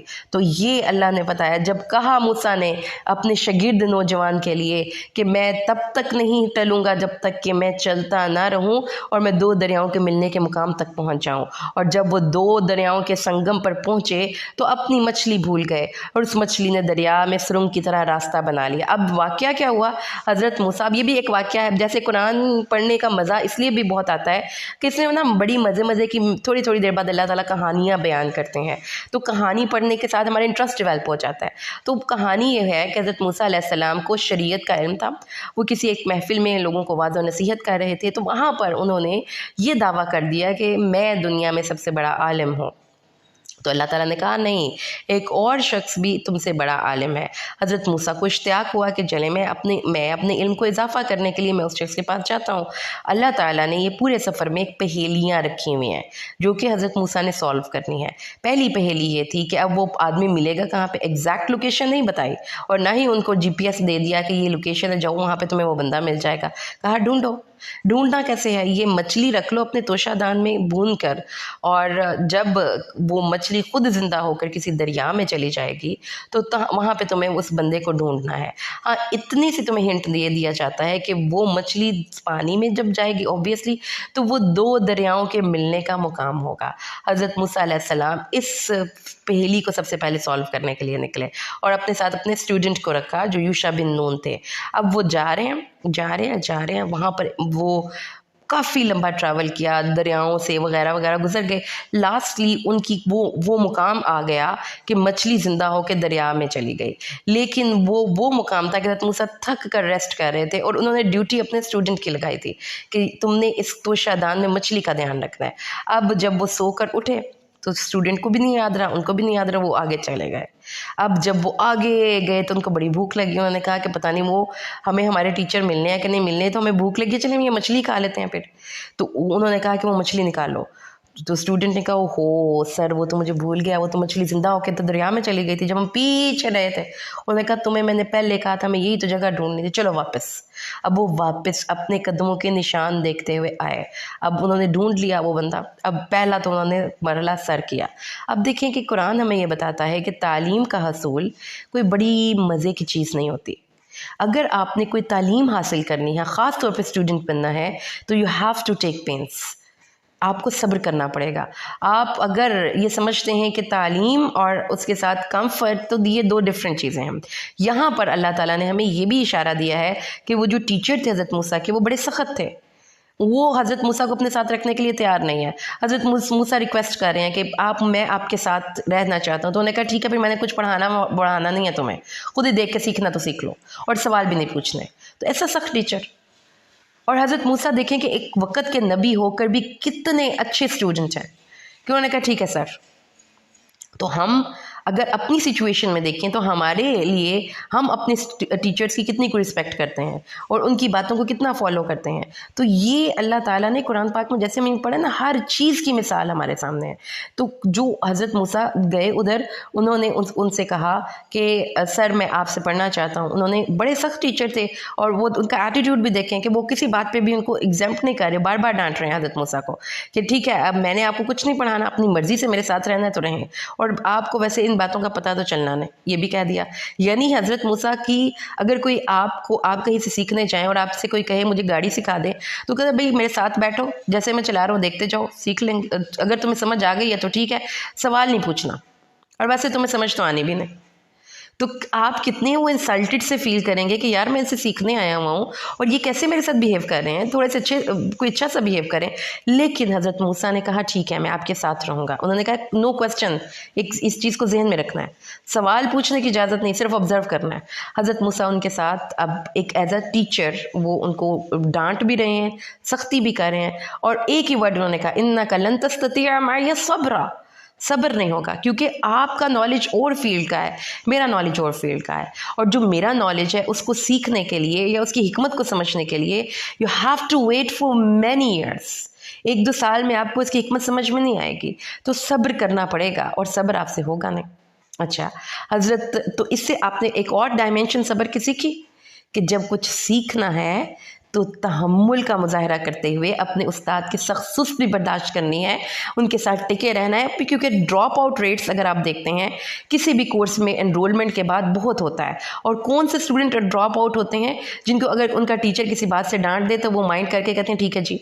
जैसे कि अभी मैंने अपने जब तर्जमा क्लास स्टार्ट की है तो मेरे पास तकरीबन 15 to 16 एनरोलमेंट्स थी। जिन बच्चों को, जिन स्टूडेंट्स को मैंने सख्ती से पूछा है उनमें से काफ़ी लोगों ने वैसे ड्रॉप कर दिया कि आप ठीक है मैम, फिर अगर हमसे नहीं होता, आप अगर हमसे काम लेना चाहती हैं तो फिर हम फिर पढ़ लेंगे। तो ये जो टीचर की साइड से सख्ती स्टूडेंट्स बर्दाश्त नहीं करते तो अपना नुकसान करते हैं, क्योंकि टीचर स्टूडेंट्स के भले के लिए आपको सख्ती कर रहा होता है। यहाँ पर आकर आपने एक अच्छा स्टूडेंट बनना भी सीखना है, आप सब्र करना है। टीचर सख्त भी कहेगा कभी कभी, लेकिन अगर आप और सेकेंडली आप from your side there may be a lot of hurdles, आपको कभी अच्छा फील नहीं हो रहा, कभी अच्छा फील हो रहा है, कभी आपके घर में कोई गेस्ट आए हैं, कभी कुछ हुआ है, so you have to be persistent, तो आप वो कोर्स एंड तक लेकर जाते हैं। एक चीज़ तो ये हो गई। अब दूसरी चीज़ क्या है, دیکھیں ان کو اللہ تعالیٰ نے کائنات کے ان امور کا علم دیا تھا جو کہ تکوینی امور ہیں، یعنی کہ دنیا میں ایسی بہت سی چیزیں ہو رہی ہیں جن کو کہ آپ کا مائنڈ کمپریہینڈ نہیں کر سکتا. کوئی چیز ٹوٹ رہی ہے، کوئی چیز ٹھیک ہو رہی ہے، کہیں پہ کوئی ریلیشن خراب ہو رہا ہے، کبھی آپ کی بنا بنایا کام بگڑ رہا ہے، کبھی آپ کی نوکری جا رہی ہے، کبھی آپ کا کوئی ریلیشن خراب ہو رہا ہے. You can not understand, you can not comprehend یہ ہو کیا رہا ہے، یہ کیوں ہو رہا ہے، اس کی حکمت کیا ہے. تو یہ حکمتیں تھوڑے سے پردے سرکائے ہیں اللہ تعالیٰ نے. اب پہلا جو ان کو کہا کہ چلیں اب ہم کسی سفر پہ جا رہے ہیں. اب لرننگ کیا ہے، حضرت موسیٰ ان کے ساتھ ہیں اور انہوں نے صرف آبزرو کرنا ہے اور سوال کی اجازت نہیں. وہ بیٹھے ایک بڑی خوبصورت کشتی پہ بیٹھے، ایک دریا سے گزرے اور اس کشتی کے تختے توڑ دیے. اترتے اترتے حضرت خضر نام بتایا جاتا ہے، انہوں نے اس کشتی کے تختے توڑ دیے. حضرت موسیٰ کہنے لگے اچھی خاصی ایک چیز تھی اور ان بیچاروں نے بغیر پیسوں کے ہمیں اپنی کشتی پر یتیم بچوں نے سوار کیا اور ہم نے ان کی کشتی کے تختے توڑ دیے. واہ کیا بات ہے. یعنی ہم نے ان کے احسان کے جواب میں سیمنگلی کیا کیا ہے، بد اخلاقی کا مظاہرہ کیا ہے.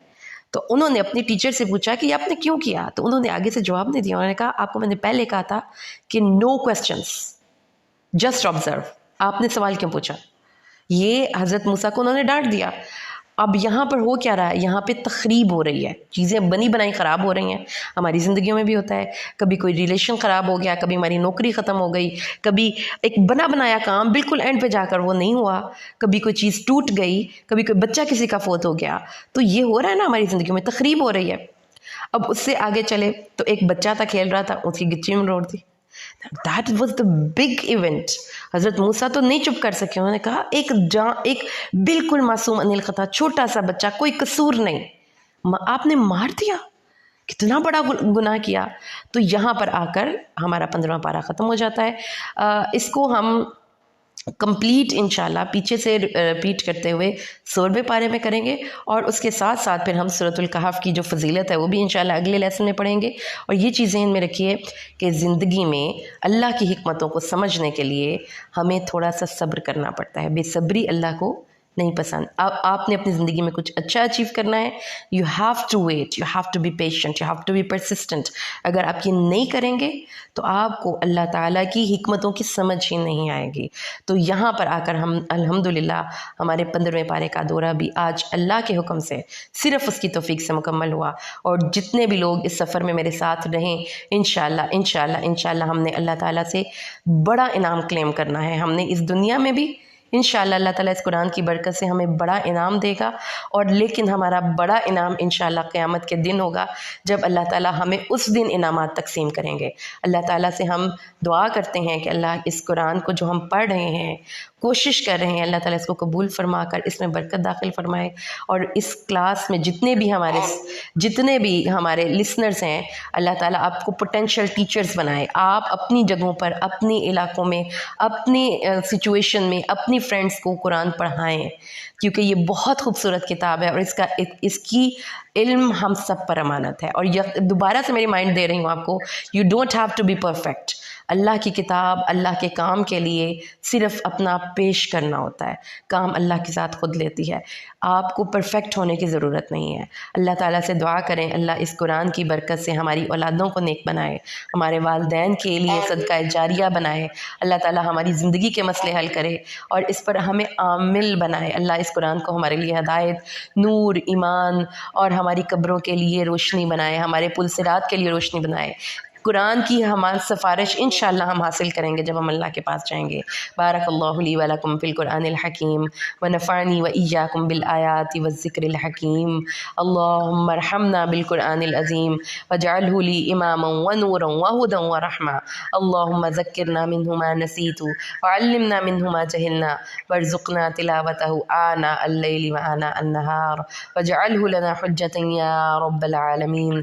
اللہم صل علی محمد وعلى آل محمد كما صليت على إبراهيم وعلى آل إبراهيم إنك حميد مجيد.